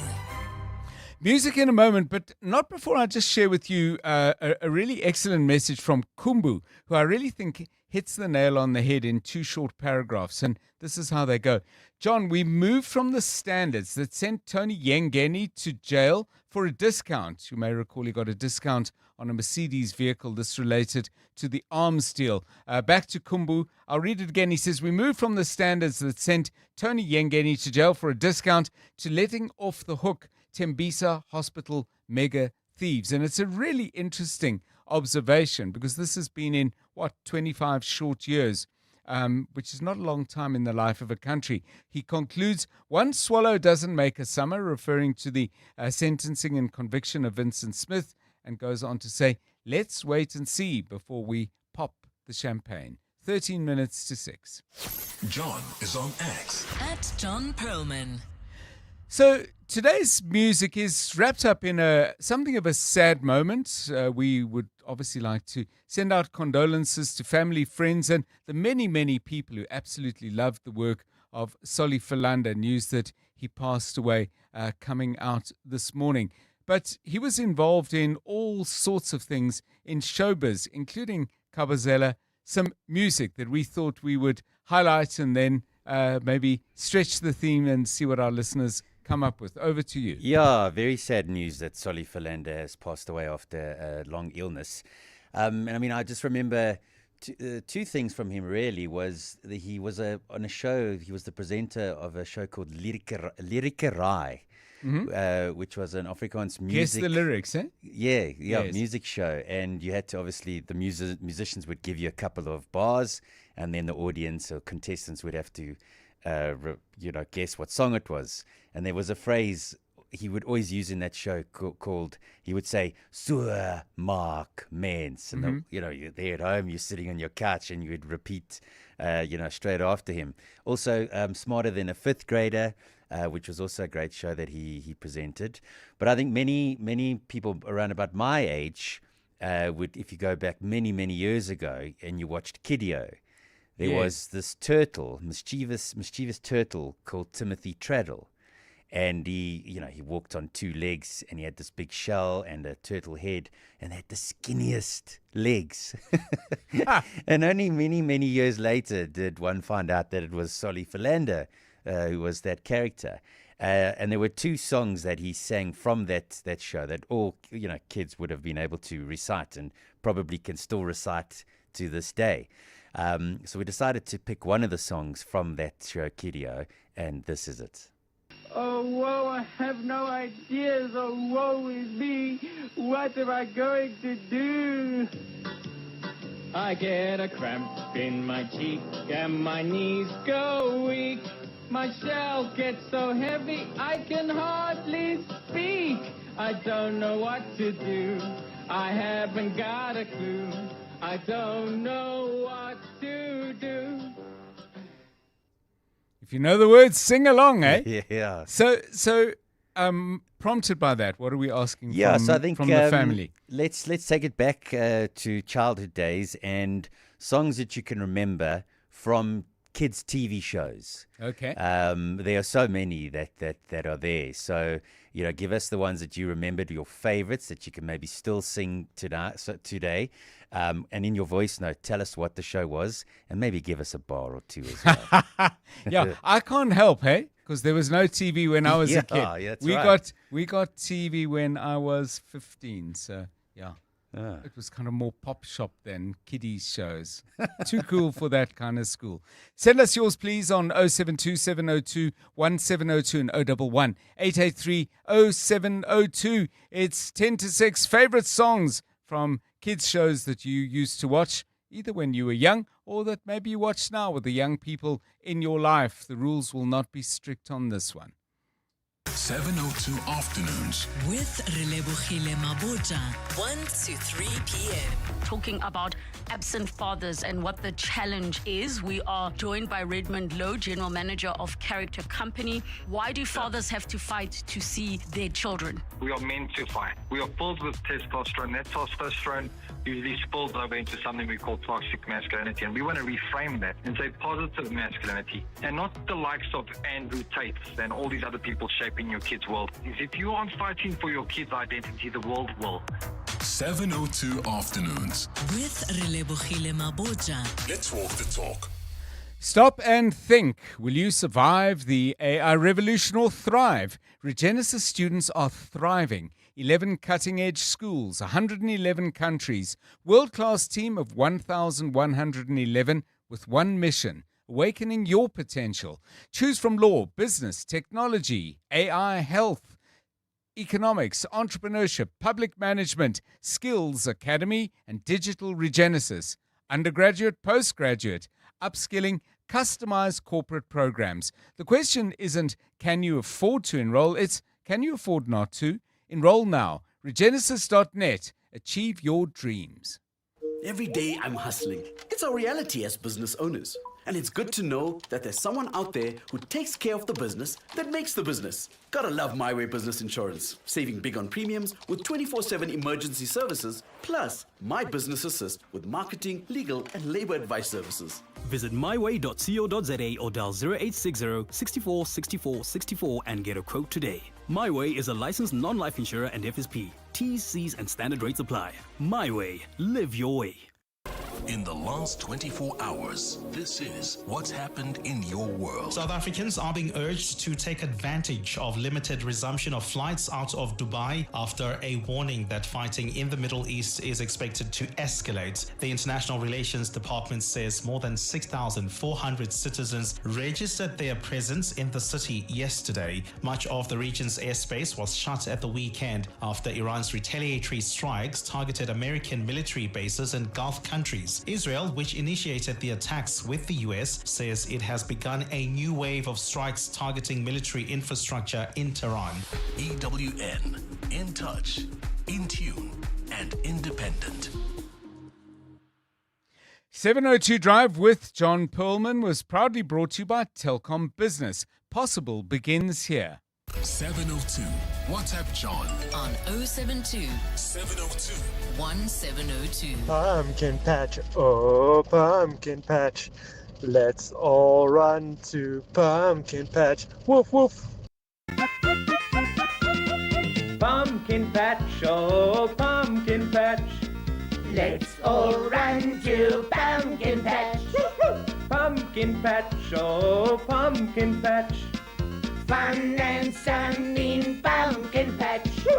Freckles and speckles will sing a little song. Woof woof goes woof woof woof and sings along. Okay, I don't know any of these. I have to be honest. Medora says, my favorite kiddie show was Ed, and Eddie. The second Ed spelled with 2 Ds by the look of it. And the theme song was More of a Whistle. Let's go back to your voice notes. Minamu, Minamu, Minamu the cow. Amoramela Witness News. Minamu, Minamu and Ki. Minamu, Minamu, Minamu en Ki. Mina het 'n blink-wit melkery waar ons lekker melk kan kry. Karring is 'n vlugse gemmerstraatkat. Na 'n glasie melk is hy 'n ramkat. Mika se planeet is Boy, I've got a lot of catching up to do. I mean, the thing about these songs, I wonder if they ever pop into your head, even though you watched the shows ages ago in an entirely different part of your life. I hope we don't get any kind of lawyer's letters in regard to earworms, because I can see how the combination of memories and kind of sing-along songs could lead to this stuff getting stuck in your head. For some of us who grew up outside South Africa, there was this kiddie song in Kenya called Heine the Laughing Heine the Laughing Hyena. Very, very funny. You should check it out on YouTube. Yeah, Jimmy Mitra. I'm Heine the Laughing Hyena. I'm laughing all day long because when I giggle, my troubles all wiggle away where they belong. He's happy no matter what happens when singing his happy song. So when you get up every morning, don't ever be whiny, but make life sunshiny like Heine the Laughing Hyena. Hyena. I laugh and I laugh and I laugh some more. I laugh and I laugh and I laugh. Gosh, Heine, you're a funny-looking animal. Yeah, ain't I, Dory? You got spots all over you. Yeah. You got an ugly-looking face, too. Yeah, I didn't know hyenas were from the Bronx. Anyone know more about that show? Very, very interesting. Heine, the Laughing Hyena. Very nice. I didn't know about that show. I'll certainly be sure. I've just Googled it now. You can pick up videos of that all over the place. So songs we're asking you about that remind you of childhood TV shows that you watched. I just see there's somebody sending us a message specifically about Sullie Philander. There we go. This is from Pius, who says, good evening. I worked with Sullie Philander many years ago in the 90s. It was a kiddie show called The Rain Queen and the Baobab Tree. He was very supportive, passionate about the chameleon part he played. I was the Rain Queen. Sad, the chirpy, friendly voice is no more. And it is no more, of course, the sadness shared by many, many people like you, Pius, at the passing of Sullie Philander. But the wonderful thing about performers like that, and performers as generous as he was, is that the work does live on. But again, condolences to everyone who mourns him. Hi, John. Mine is Sonic the Hedgehog. Blue streak, speed of light, Sonic the Hedgehog. Too fast for the naked eye. Sonic the Hedgehog. Sonic, he can really move. Sonic, he's got an attitude. Sonic, he's the fastest thing alive. He's the fastest thing alive. He's the fastest thing alive. All right. Gummy bears bouncing here and there and everywhere. Oh man, I used to love the gummy bears.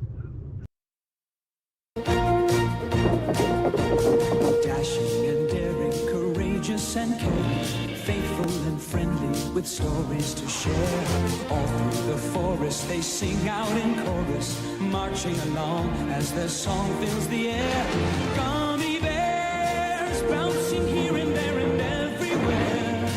High adventure that's beyond compare. They are the gummy bears. Magic and mystery are part of their history, along with the sea. So I'm completely left out of all of this. When the Gummy Bears thing came on, Rufue and Kabazela were singing behind the glass booth. Karabo Malapile was smiling and tapping her feet, but nothing compared to the bursting into song of my next the next Thanks, host on John. Stephen Critter. Gummy Bears, big thing in your life, Gummy or was Bears it your was- kids? No. Big thing in my life. It was Okay. my time. We hadn't seen cartoons like that before. Yes. And in fact, because I'm very boring, Wikipedia tells me they actually completely changed animation, or American Western animation. Okay. So once they came along, animation never went back. Okay, Stephen Critters, the thing you never knew about him, he loves the Gummy Bears. From all of us, take care. Have a good Thursday.